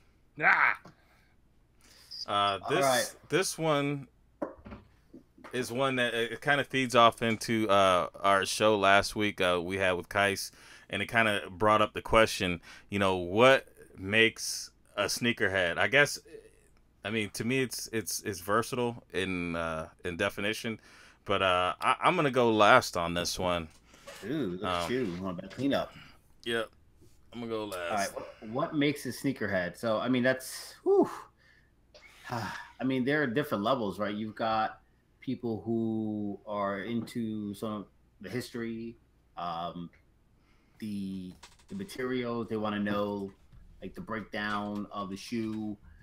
You have people who are in for the colorways, whether it's, a Jordan or nostalgia. So I think the easiest and the best way to put it is very open-ended. There is no definition of a sneakerhead. It's, it's open to interpretation. So, like for myself, I just think about shoes all day long, like probably more than is reasonably healthy. Like I should be committed. I should be in padded walls full of shoes because that's how bad I am. Like I go to bed thinking about it. I wake up thinking about it. I call Dan talking about it. Yeah. I'm on the show for 2 hours talking about it. So it's just on my mind 24/7, 365, 366 in a leap year. So I feel like it's not the amount of shoes that you have. It's not the type of shoes that you have. And it's not about, like, again, it goes back to the followers or whatever. Or even the knowledge of sneakers that you have. Like, I know a lot about sneakers, and some people don't. Some people know significantly more than I do. And I just, to me, it's if you like sneakers and you talk about sneakers and you spend a lot of your time about it. My kids think they're sneakerheads, but they don't do it like I do it. Primarily because I'm buying them. And my son just tried my shoes on. He tried on my LeBron 6s and they fit him. So how dare he? You're in trouble. He ain't wearing shit. But like, it's if you have a love for sneakers, and like, because some people can't, like some kids that are sneakerheads can't afford, their parents can't afford it. Like my children have been fortunate to grow up blessed, where, I can get them the things that I want to get them. I can make sure my kids stay laced. There's this idea, like, if you even want or have a desire to buy sneakers and like, it's like you're looking at pages about it, you're wanting to be a part of it, like, that's fucking awesome. I was on my East Bay. Yeah, like if that's all you had was that little catalog, and there's some sneakerheads that don't even like Nike. They may just be Adidas, or they may just be skate shoes, Vans. Yeah, like, to me, it's this particular area should be all inclusive, never exclusive. We are not above that. So that's just. What about you? Opinion. What about you, Eric? What's your definition there? What do you think? What's your criteria? You can't really put somebody in a box and consider them a sneakerhead. Even if you love one particular sneaker and that's the only sneaker that you deem to wear for the rest of your life, to some people you are still considered a sneakerhead. I honestly feel like a sneakerhead is somebody who just actually loves the craft of sneakers. It like you said, it's so many different genres. So you got K-Swiss, Reebok, Puma, Jordan, Nike. Just because you have, all the grails in the world, that don't really mean you a sneakerhead. You might know zero. I feel like if you have all the grails in the world and you know nothing about that shoe, you're not a sneakerhead. You know what I'm saying? Like, if you just grabbing it just to grab it, but then it goes to the sense of what is a hype beast. These are such broad questions, you know what I'm saying, that you can't really put. I just feel like just having a love for it, just wanting to know more and gain more knowledge and just to have general conversations about it make you a sneakerhead. Like Dan, I believe Dan said, like, you can have, one or two shoes or zero shoes and just love the knowledge of Jordan. I would still consider you a sneakerhead because you love it. You're able to teach somebody something new. It's such a broad word, but just the love of sneakers and the talking of sneakers, in my eyes, can make somebody a sneakerhead. Right, and I agree with you. I think that just talking about it, and I think that it should be all inclusive. If you don't have the money to afford certain sneakers, if you still have that love, you still love that interaction, I think that you should be included in the conversation. I know that there's a lot of people that get into the history and nostalgia of collecting sneakers. I think us on the panel here right now, we have I guess we can call back into that direct nostalgia because maybe we've seen Jordan play. Where kids right now, they've never seen Jordan play. They're watching, Curry, they're watching LeBron, and we can't hold them to that. To that. I'm not. They respect or something. Yeah, I get what you're trying to say. Yeah, we can't hold them to that standard.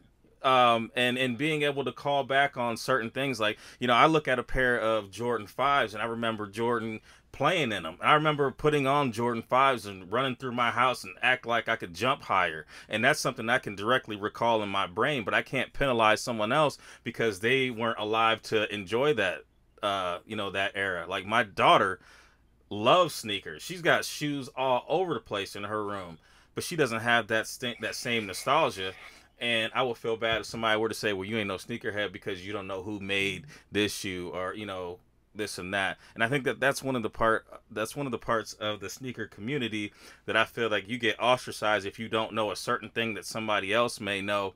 I don't think that should occur. I think that, everybody should be like, all right, well, it's cool just to learn something from somebody else. And I think that that's what people should embrace, not be separated by, all right, there's a hierarchy here, and just because I know who created this or I've been in the game this long, you should treat me this way, but I'm still going to treat you in a lower fashion.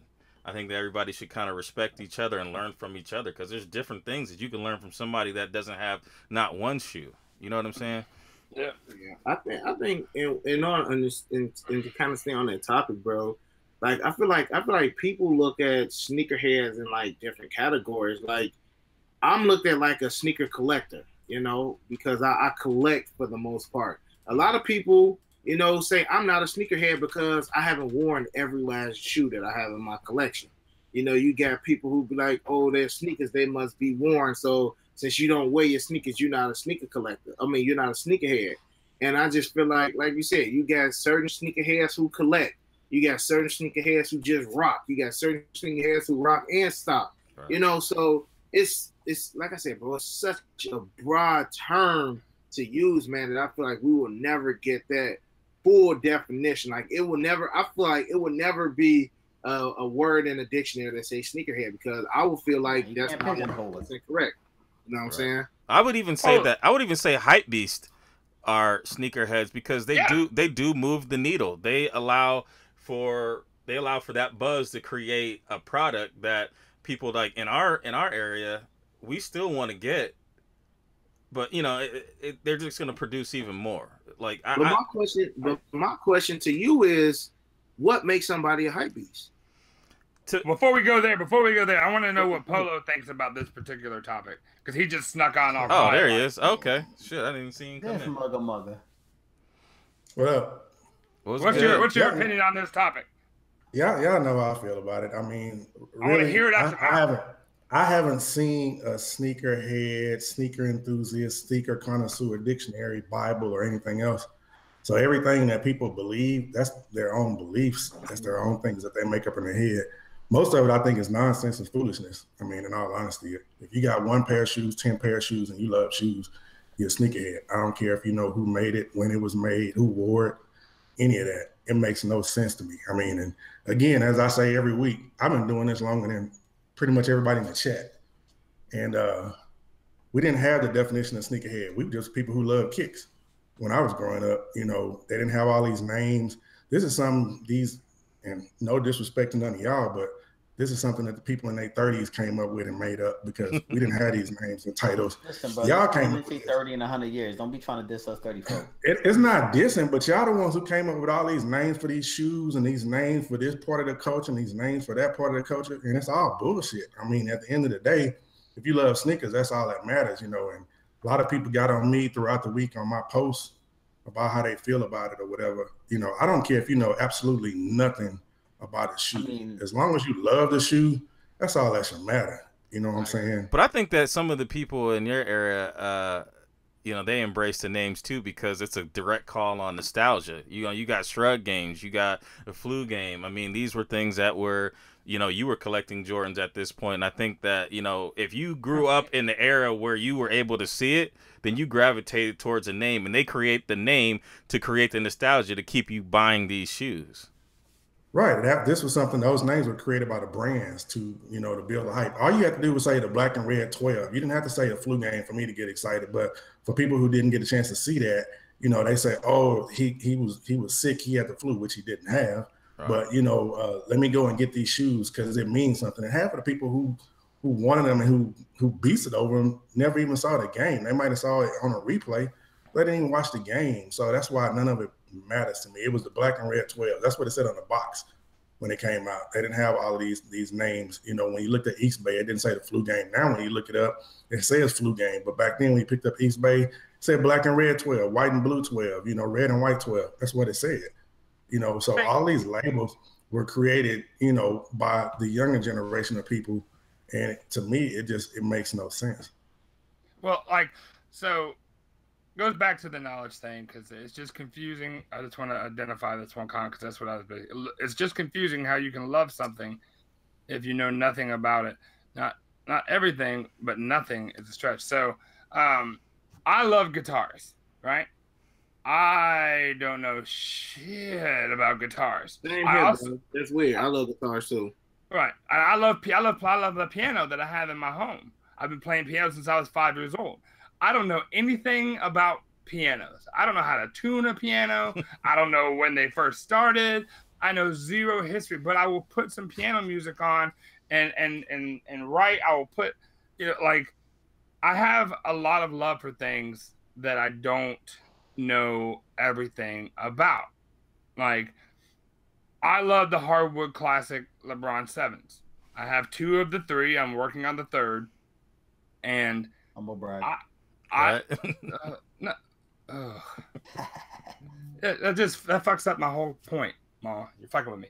I don't know anything about the Cavs like that. Like, I don't. I mean, I'm not gonna go and attempt to try and learn about the Cavs. I just really like the colorway. I know it's a throwback to an old uniform, and that's enough for me.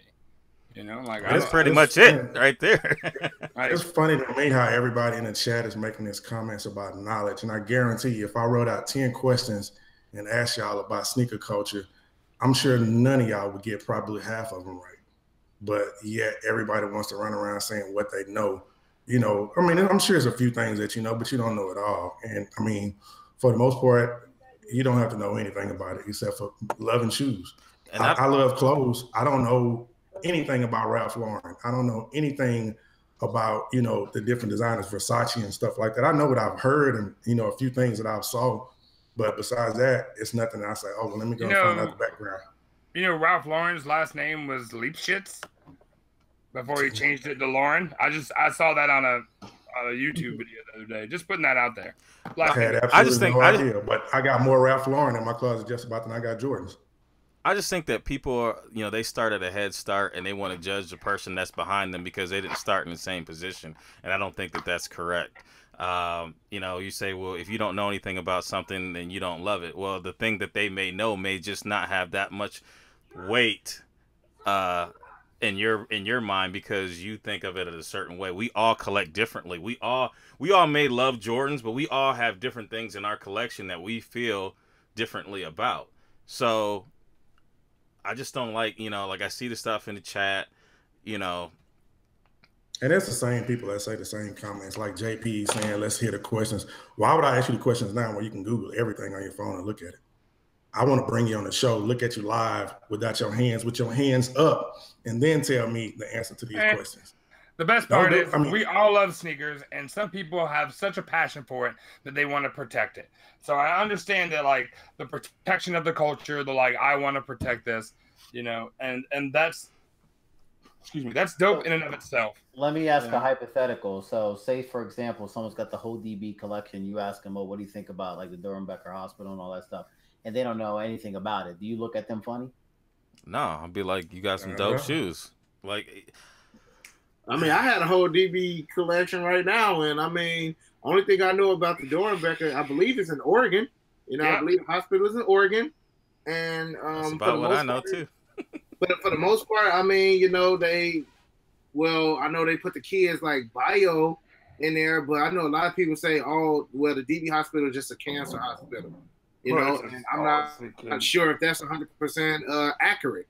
You know what I'm saying? But I mean, I don't know like when the DB hospital was founded and all this. I just know that I got full collection or the full like history, but you know, there's a general knowledge. You don't know nothing. You don't think that the hospital's across the street, or that they just treat regular patients. You know, it has something to do with these kids and extreme and rare diseases, and that the kids made the shoes. But somebody may grade that and say that you don't know anything about shoes because you don't know the main doctor that works there and things like that. No, and everyone's that going to take their knowledge to a different level. That you might want like a rudimentary, very base level 101, people aspect of the shoe. And some people might want to go to 104 and like or 204, like really get like deep into people, it. Because in the end,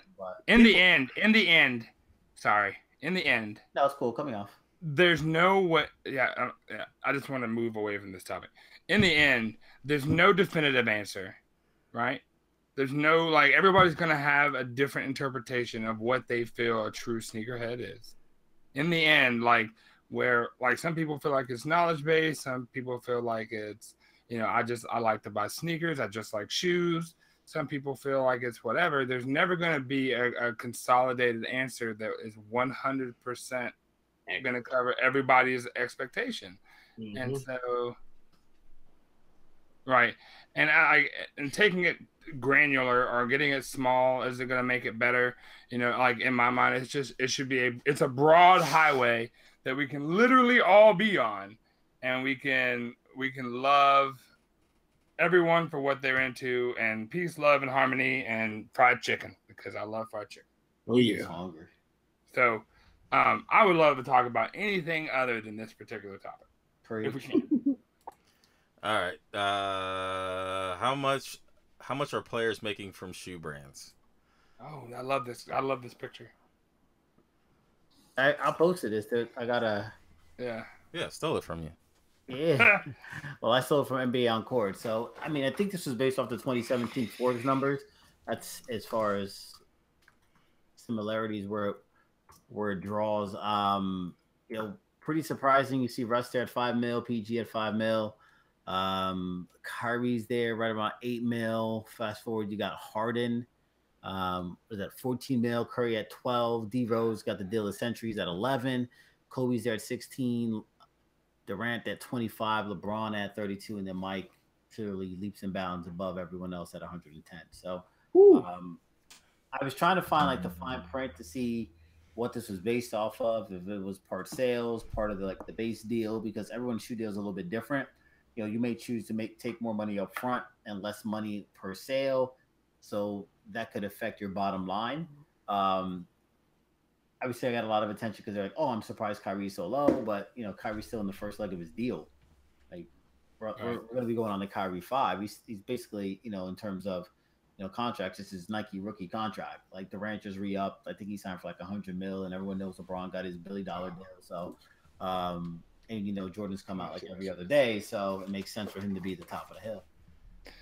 Well, Jordan has his own brand, right? So it's it's a part of Nike. It's separate from Nike. Mm-hmm. Where LeBron doesn't have LeBron has his own line, but he doesn't have athletes signed to that line. It's not quite the same. And I don't know who wrote that in the comment, but it's like whoever is D Rose's financial person, D Rose needs to thank that dude. Oh yeah. Well, that was right off of, I think it was right off the MVP season.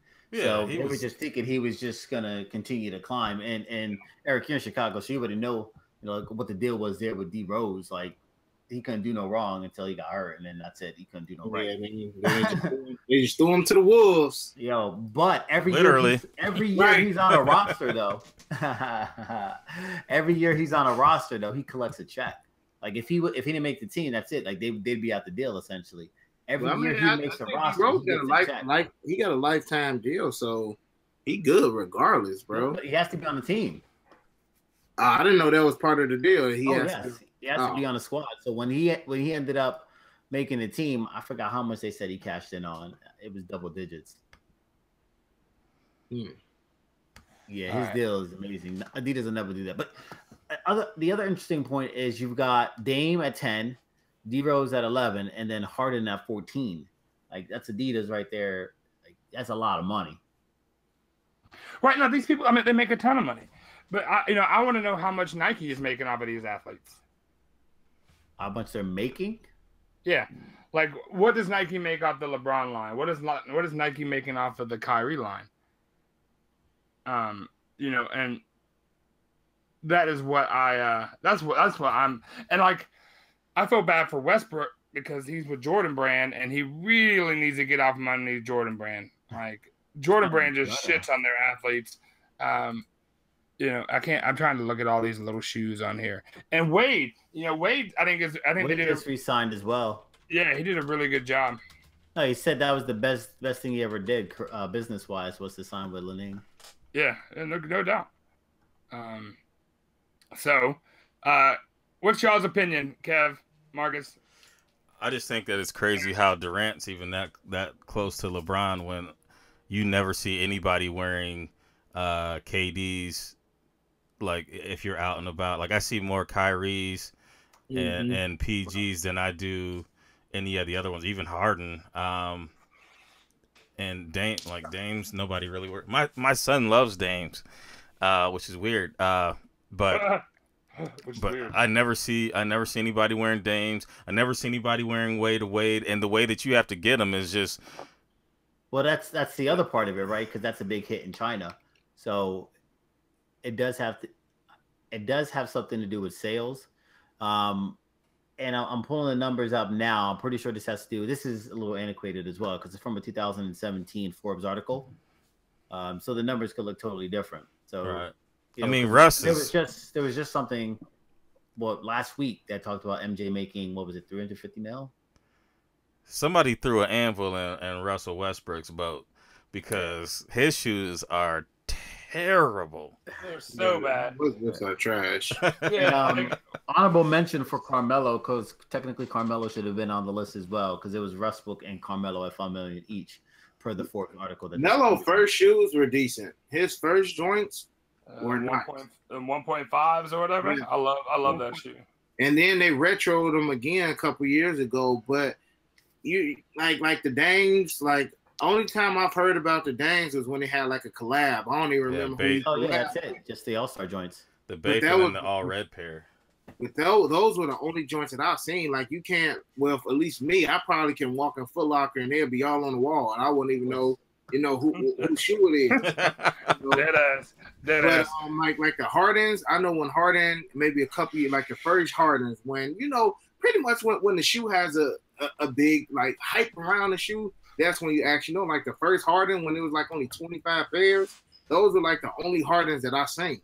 And I just feel like as far as like KD go, like last KD that really did anything was like the KD 4s. Like other than that, like I feel like KD which one, or the KD 6s or the 7s? The one that looks like a soccer shoe.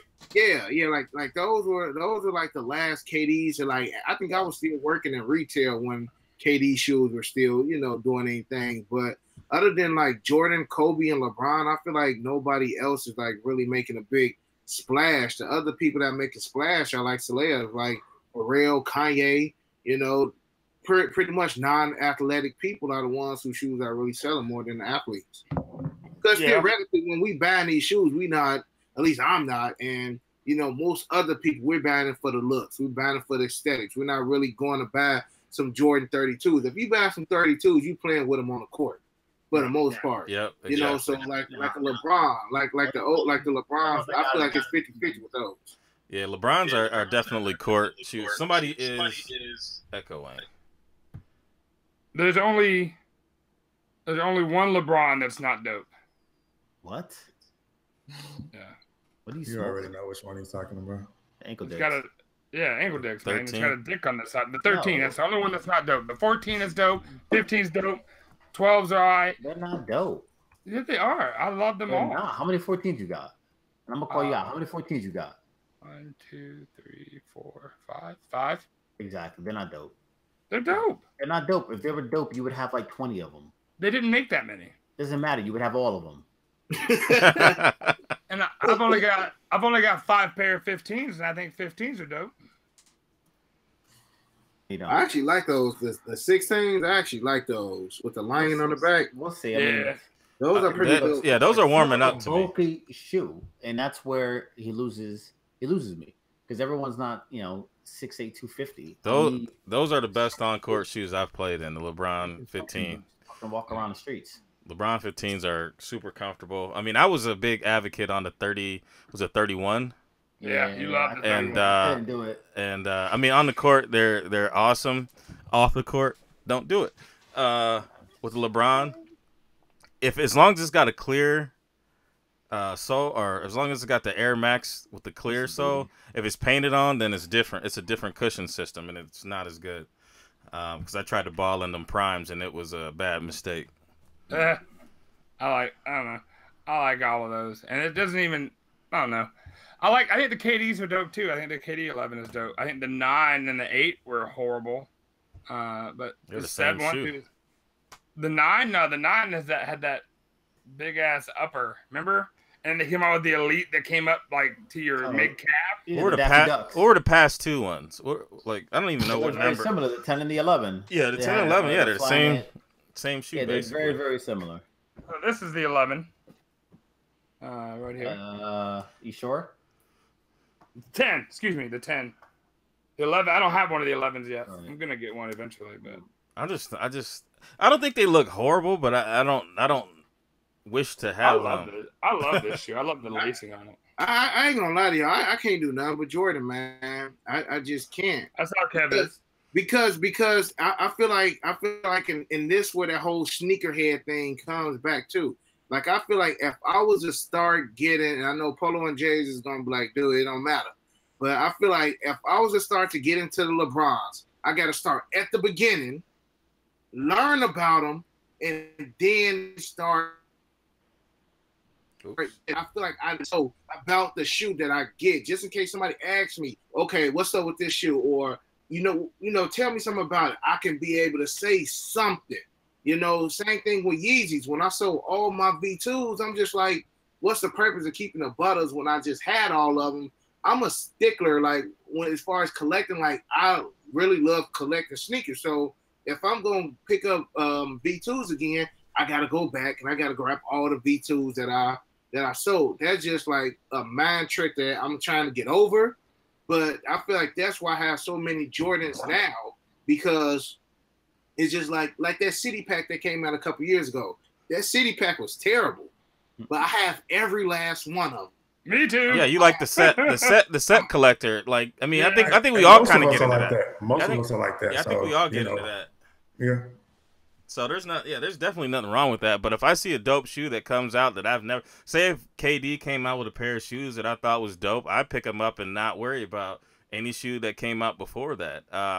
The Paul George came out of nowhere. I mean, he didn't have any shoes prior to the one, but I thought it was dope. So I bought the one and didn't like the 2, don't like the 2.5, won't fuck with them. If the 3 comes out and it's nice, then I get it. You know, I skipped the 13, the LeBron 13. The only one that I would want is that, what's that one? It's red and it says Akron on the side. Akron? No, is it an EYBL?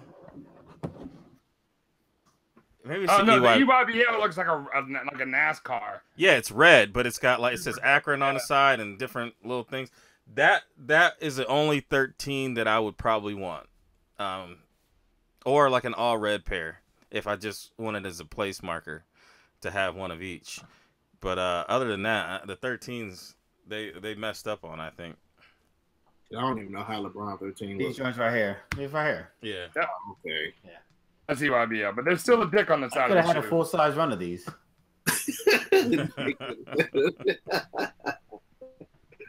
No matter what, there's a dick on the shoe. But Marcus, you didn't really say much about this. What's your opinion on all this? I'm so lost, dude. I wasn't really paying much attention. I mean, but looking at the list here, I mean, I'm not really. The only surprise I see on that list is where Durant and Kobe is. I would think that, Kobe would be there, but maybe they're looking at recent numbers from. This is old. This is a 2017 Forbes article. Oh, it's 2017. Okay. So, and I think it cut off at March of 2017. It was written in June. So it's just a recent post, kind of just got recycled, but it doesn't have anything to do with what's happened for 2018. Oh, okay. Well, I'm not surprised at anything on that list that I see for the most part. Like I say, Kobe and Durant, I think I would have thought would have been, the other way around. But I mean, I'm not surprised with the list and the order of the money being made. So we're gonna move to the. I'm so into the chat, y'all. I'm just like my mind is gone because I don't really understand. I don't think people be watching the show that we put. I think people be waiting and listening for things. They don't be listening right. I don't think people be watching the show to pay attention. But that's. Can we talk about the Dawn thing? What am I missing? The next one we got is the Eminem and the Kamikaze and the thoughts on that. And I'm gonna say my piece and then let everybody else talk. I think that lyrically, I give it an A lyrically. Just the cadence and the wordplay, and the fact that he was dissing with tact, I thought was dope. Now the beats, I think were they were subpar. I give it a C- as far as the beats. And I know that might not sit well with a lot of people. Like if I had to pick an album of the summer, it wouldn't be this. I would still go Astro World. And that's a younger dude. I know I'm gonna catch the heat on that from the fellow old heads, but I think you gotta have good beats along with the lyrics in order to make an entire project. I think that the beats didn't go well with it. And then what was the last one? Revival. Oh boy, I mean that's basically what this album was. It was like a kill shot at everyone who dissed Revival. Yeah, I didn't like that one thow, man. I mean, it is what it is. You might be in the next verse. Yeah, I might be. Then do it. Then maybe we get some more viewers. But I didn't like that last one. I didn't like the cipher on the BET, or was it the BET Awards? Yeah. I didn't think it was dope. Now, I liked the fact that he took a stand to talk about it, but I just didn't think that it connected. If you really listen to the words, you know what I'm saying? So no hate to Eminem. I think he's amongst the top tier, maybe second tier from the top, at lowest. But that's my thoughts on Eminem. I think the Revival was dope. I think that that the Kamikaze is dope. But I've liked Eminem since Infinity, not before that. Ooh, look at you. Which but that's me. And I think that he was trying to grow, and I think he tries to trying to think how to put this. Like, I think his flow can go over the heads of some people sometimes. Like, he puts in, like, his rhymes are, like, when he's rhyming, like, every single word in the sentence, I think it's impressive, I do think his beats are lackluster sometimes, but I don't think that's his focus. I think his lyricism is his approach. I don't think that, like, I've never gotten an Eminem album and been like, yo, this is the album of the summer. I think it's a dope album, right? But it's not something that I'm bumping in the car. Like, it's something that when I'm listening to music, that's what I'm listening to. And lyrically, I think he's one of the top 5, period, easily. But again, his music is kind of, like, the beats are they're not like head bobbing, any kind of thing like that. That's how I feel. I gave it a quick listen. I thought it was solid. I enjoyed it being pretty much a diss album and taking shots at everybody. I'm interested to see if anybody cops back, like a real clap back, not some whack shit that we've heard thus far. MGK went in, man. Yeah. Like, I don't know if you listened to it or not. Like, I saw the headline. I didn't get a chance to listen to it.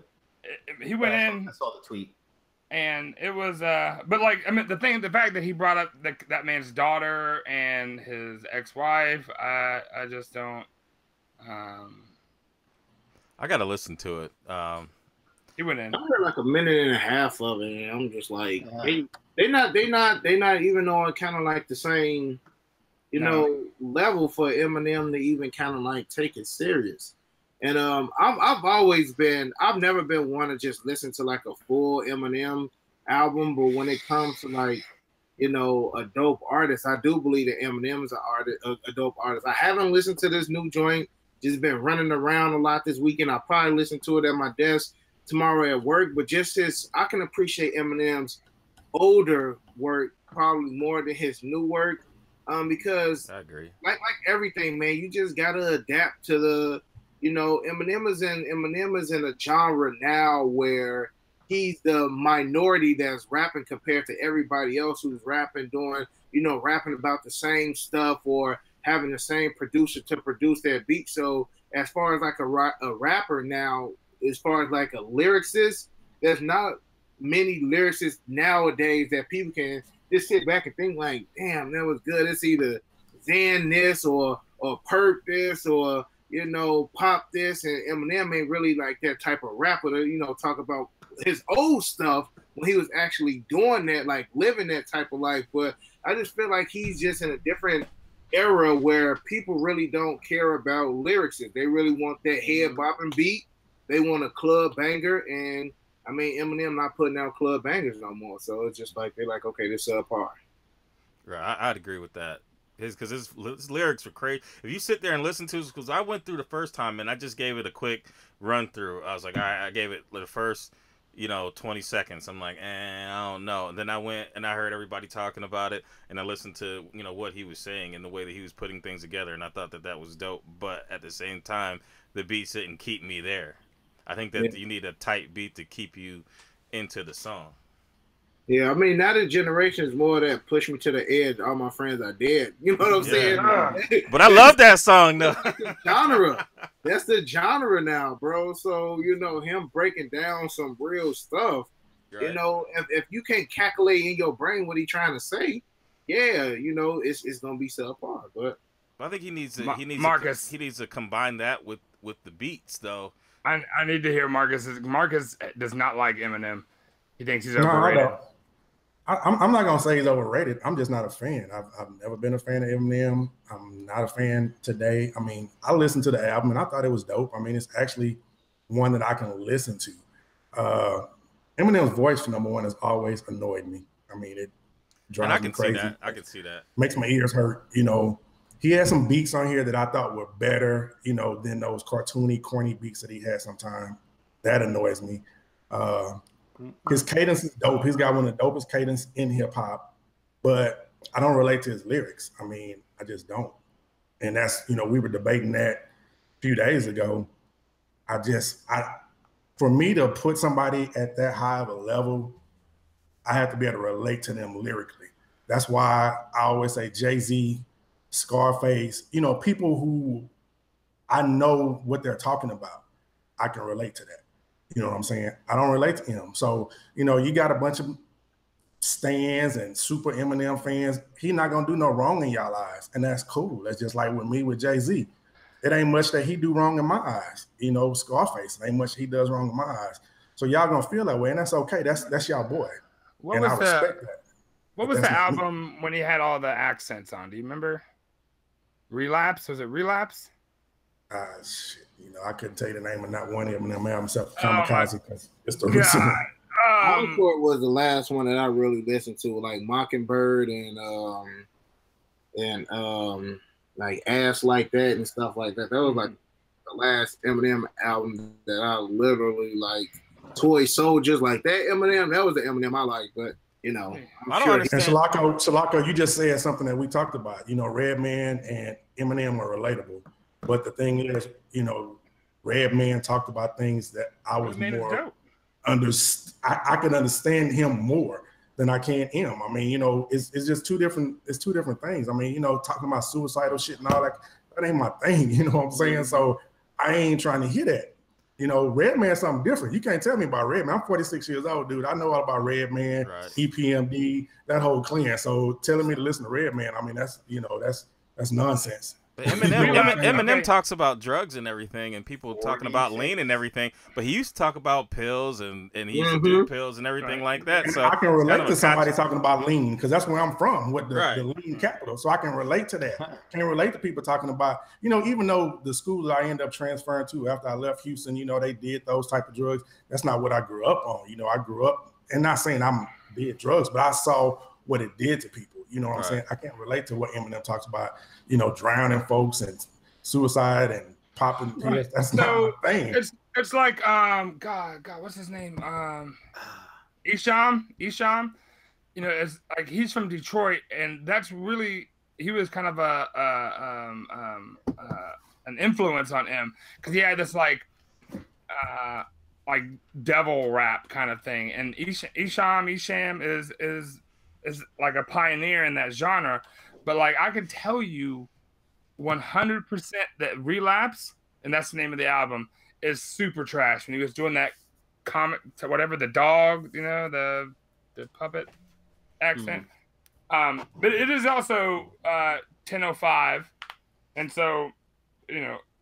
Shalaka, you watch the show? Because I act like this every week. I'm not defensive. He always. This is me every week. So you might be new to the show. I don't understand, but no, he's not. I'm not defensive. This is how I am.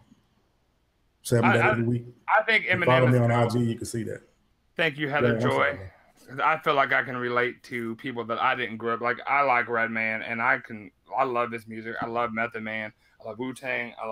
But I also like you know, the Houston rappers that was real big when I was living in Austin. I don't know that I 100% have to 100% relate as much as I can. Just appreciate the imagery and the storytelling that they do.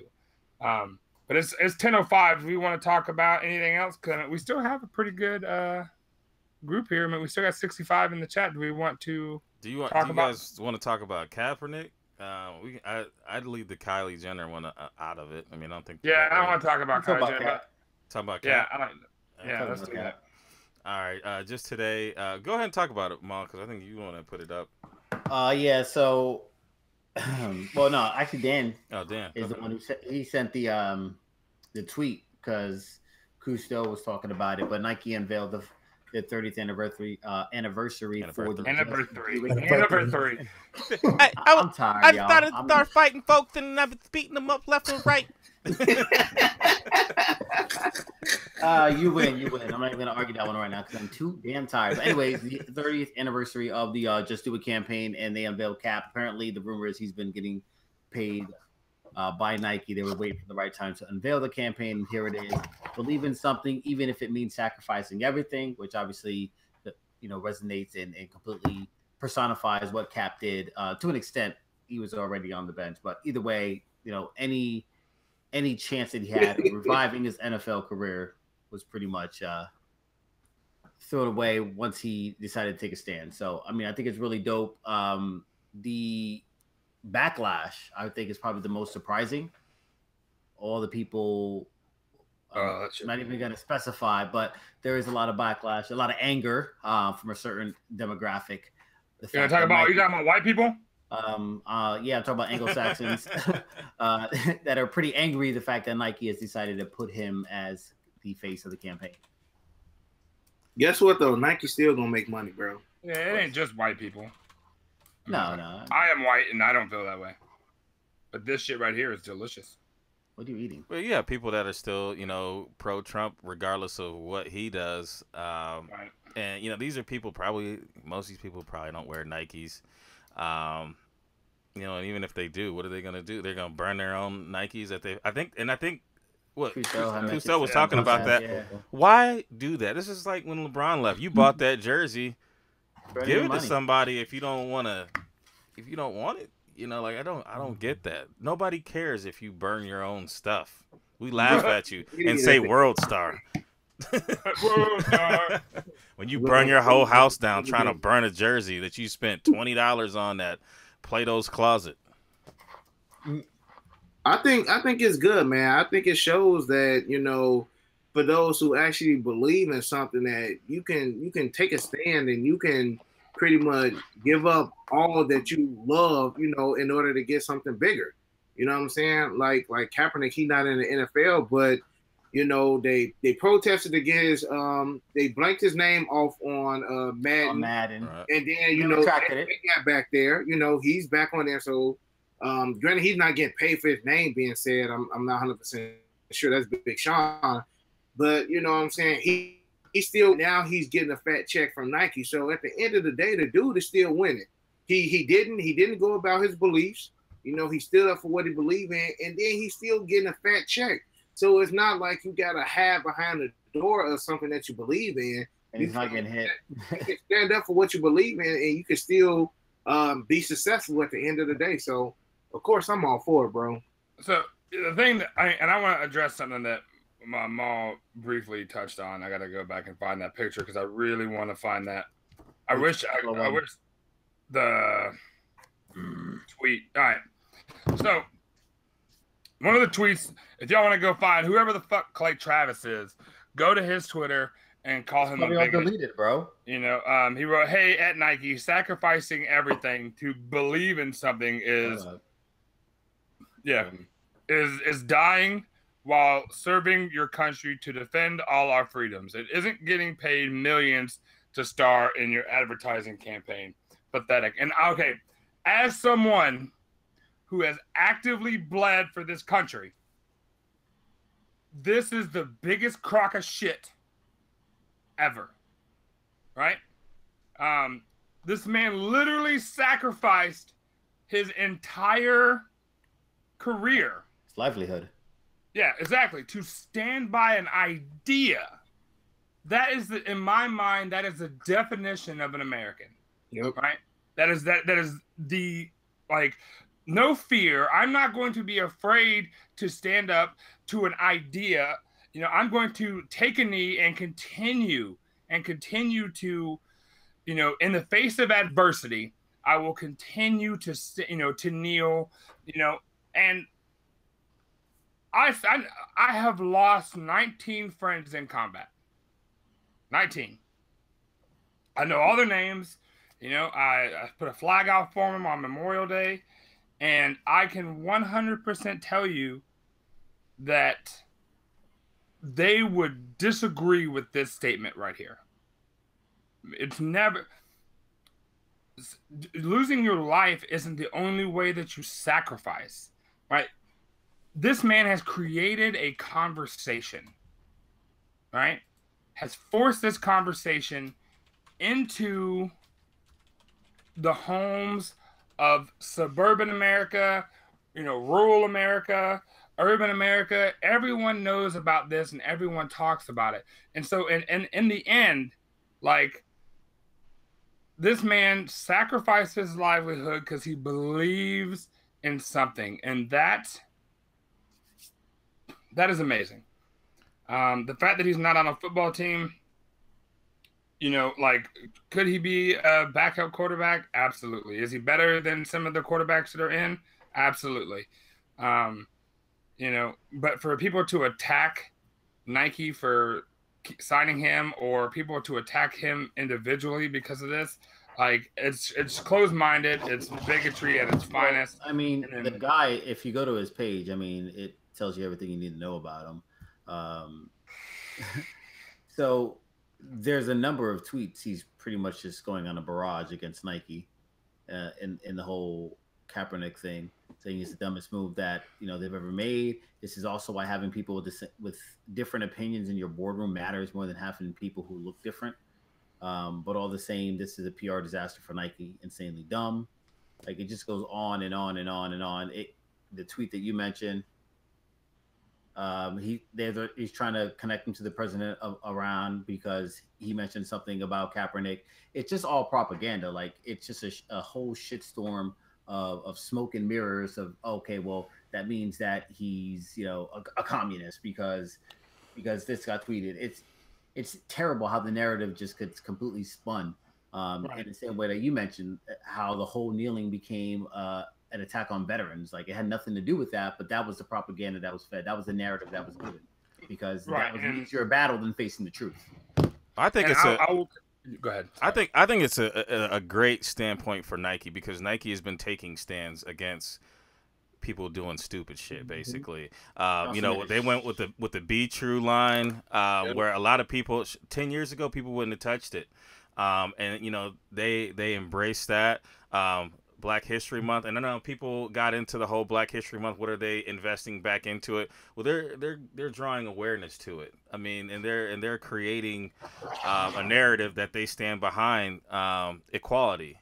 And I think that in an area where we voted Donald Trump as our president, I think that it's needed to have people that are on that level to stand up for what's right, and you know, for people that don't have the voice that, you know, other people don't have or whatever. Marcus? Yeah, I have much more respect today for Nike than I've had in a long time, and they do amazing things. I don't want to take away from it, but this was big. They basically drew a line in the sand and saying this is where we stand, and there's not many, if any, other billion-dollar companies that would take that stand the way they did. I applaud Cap for what he did, but you also got to applaud Nike for what they did, because they're taking a chance. There's a risk. I mean, of course, we know they're not going to crumble or anything like that, but I mean, now they have a target. You know, we're waiting to hear what Trump has to say, if he hasn't said anything at all. I don't know yet. I haven't kept up, but the thing is, you know, they put a target on their back, you know, and they're saying, here we are, you know, this is where we stand, like it or not. And that's, I have loads of respect for them for what they did. And, you know, I dare and challenge any other, you know, billion-dollar company to do the same. We won't see it, you know, but this is a big move for Nike, man. And that just makes me love the fact that I'm so invested in them with all the products that I bought, and I'm glad, you know, because had they stood on the other side, then I would feel like, damn, you know, I spent all this money. Do I want to continue? But now it makes me even want to do more. You know what I'm saying? And that's what we all should take from it. If a billion-dollar market, yeah, but if a billion-dollar company can do this, if a man who was making millions can do this, what can we do to make a change? You know, and that's the bigger picture. What can we do differently? And I think that's one of the messages that Nike was trying to put out there. Hey, this is where we stand. Where do you stand? Let me ask you. So let me ask you guys. Let me ask you guys this question real quick. You know how Adidas came on and they said that, you know, if Kaepernick gets, you know, put on a team, you know, we'll go ahead and we'll sign him. How far does this separate Nike from Adidas? And your thoughts, and especially with the Kanye West statements that he said about slavery and things like that, and then they were unwilling to address the issue there or anything like that. Yeah, no, they didn't want no parts of that. They didn't want to, you know, they want to put a bullet in their own cash cow.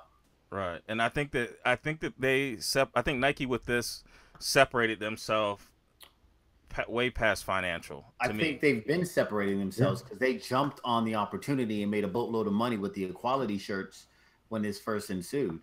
So this is only, you know, just another peg that they have climbed ahead of the competition in this particular space. Like, they're making sure, because they know where, you know, a good portion of their money comes from. So they're not going to alienate that particular demographic. It's not going to happen. I definitely think this is more of a pro on Nike side than a con. And, you know, like we talked about, like the equality, the pride stuff. Now Kaepernick, and, you know, a lot of people don't even, you know, talk about like N7.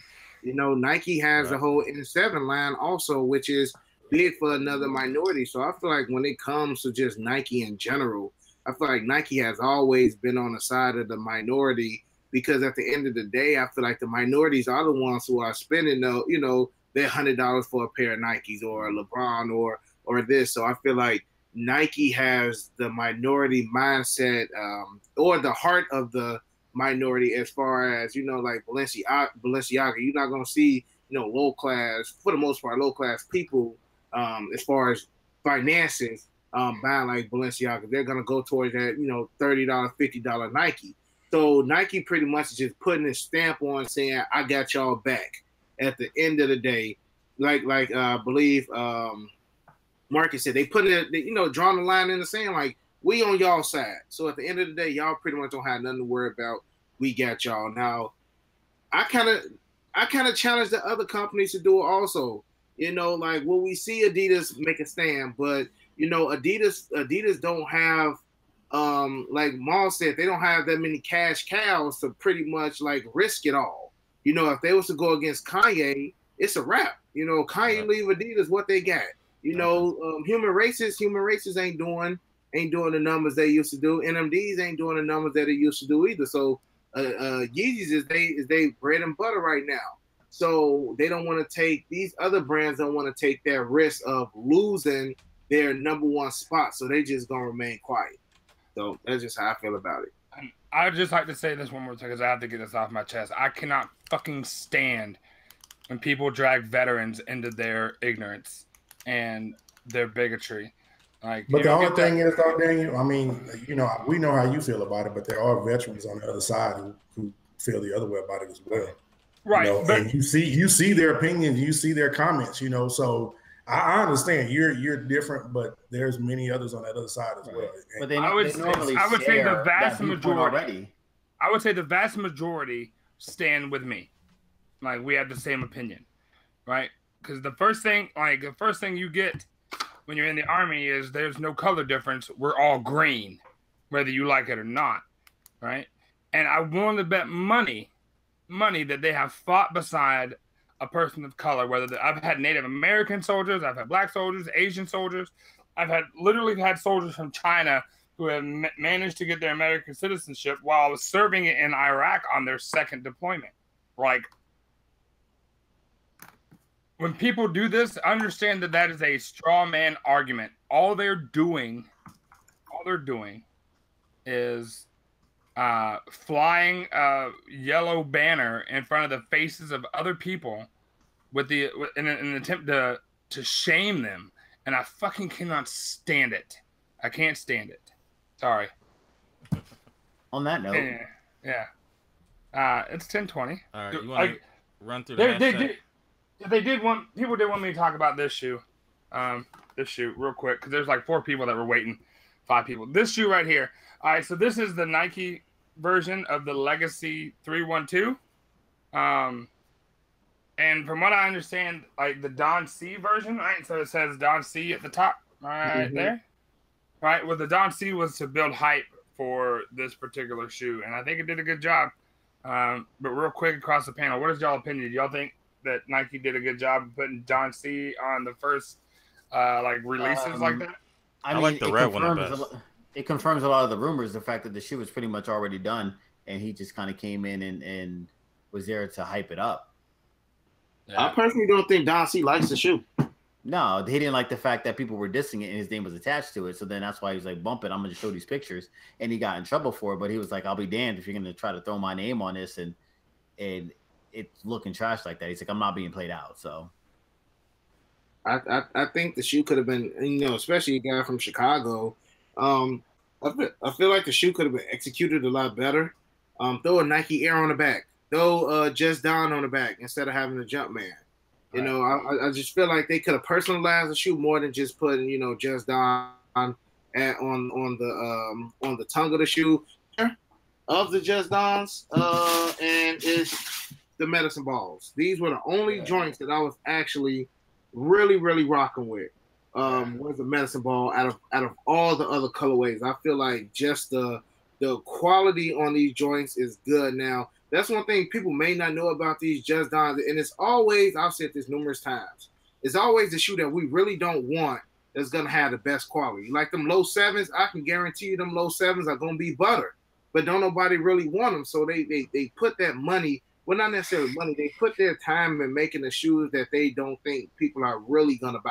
That's what I honestly feel like, but other than that, they can kind of throw that whole Just Don line, throw it away. The medicine ball joints is all the only ones I need. So, do we want to run the hashtag here, or do we want to just? Let's run it real quick. All right, it's loaded. First of all, I'll go first. My hashtag hero, Arios Ben, with the Bio Beige 3 super. Can I call dibs on those? You didn't use it. Anyway, go. So I thought it was a sick shot.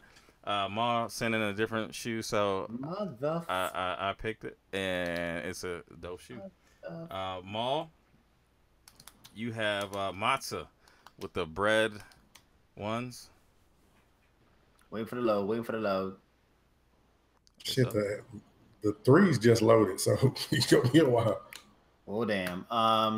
We can just talk about it. It's up. It's up for the viewers. There it is. Bang bang. Oh yeah, here we go. So it's got the lace lock with the X. Listen, the visual just kind of I just gravitated toward it. So initially it was gonna be the Bio Beige. I saw that and I was like, yeah, that X got me. So yeah, it's a dope shot. All right, Marcus. With Heather with the bada.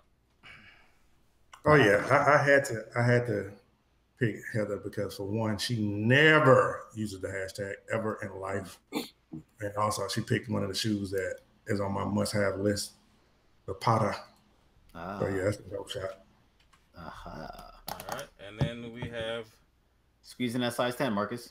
Daniel Huh. with the Spizike 6 by Jason, Rep Milwaukee 414. Milwaukee 414. I think that's a really dope shot. It's a good picture, especially for Jason. Rep Milwaukee 414. I would say that to his face too. I do. I'm going to get that damn Para shoe. Anyway, yeah, the history shoe is dope. The leather's dope. Great shot. You gonna get that? Can I get that damn price? I'm not even gonna get that damn price. So damn price. Well, these. Anyway, you ain't got that. The Para. So, okay. What are we going with? Let's see. I'm going with the Para. Everybody always goes. I rock with that. All right, and then win because we got two. I'll go with the Para too. So shout out to Heather. Heather wins. Woo woo. Heather. Use the hashtag some more. Hey, what's the hashtag for this week coming up? There was one. Oh, anniversary. Anniversary. Yes. Listen, don't make me get on my iron mic, all right? Anniversary. I don't have anything else to say. Right. Listen, man, I've been home like 3 days straight with the kids. I'm tired as hell. I've been speaking kid talk. Like, I'll rock with it. Let's get this anniversary popping. Thank you so much, Eric, Unbreakable Kicks. Yes, sir. You hung out for the after show too, and we just damn near 10:30. So thank you for sticking with us, and it was a pleasure. Enjoyed your point of view on the things. And for the usual suspects, thank you for hanging out with us till 10:30. Listen to me rant about some people using soldiers to push their means, and that's all I got. Got it. I just want to thank you guys for allowing me to come on the show.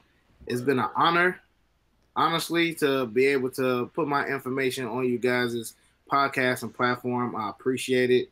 It's blessings, and I'll remain humble, and thank you guys a lot. See y'all in ATL. Yeah, brother. Yes, sir.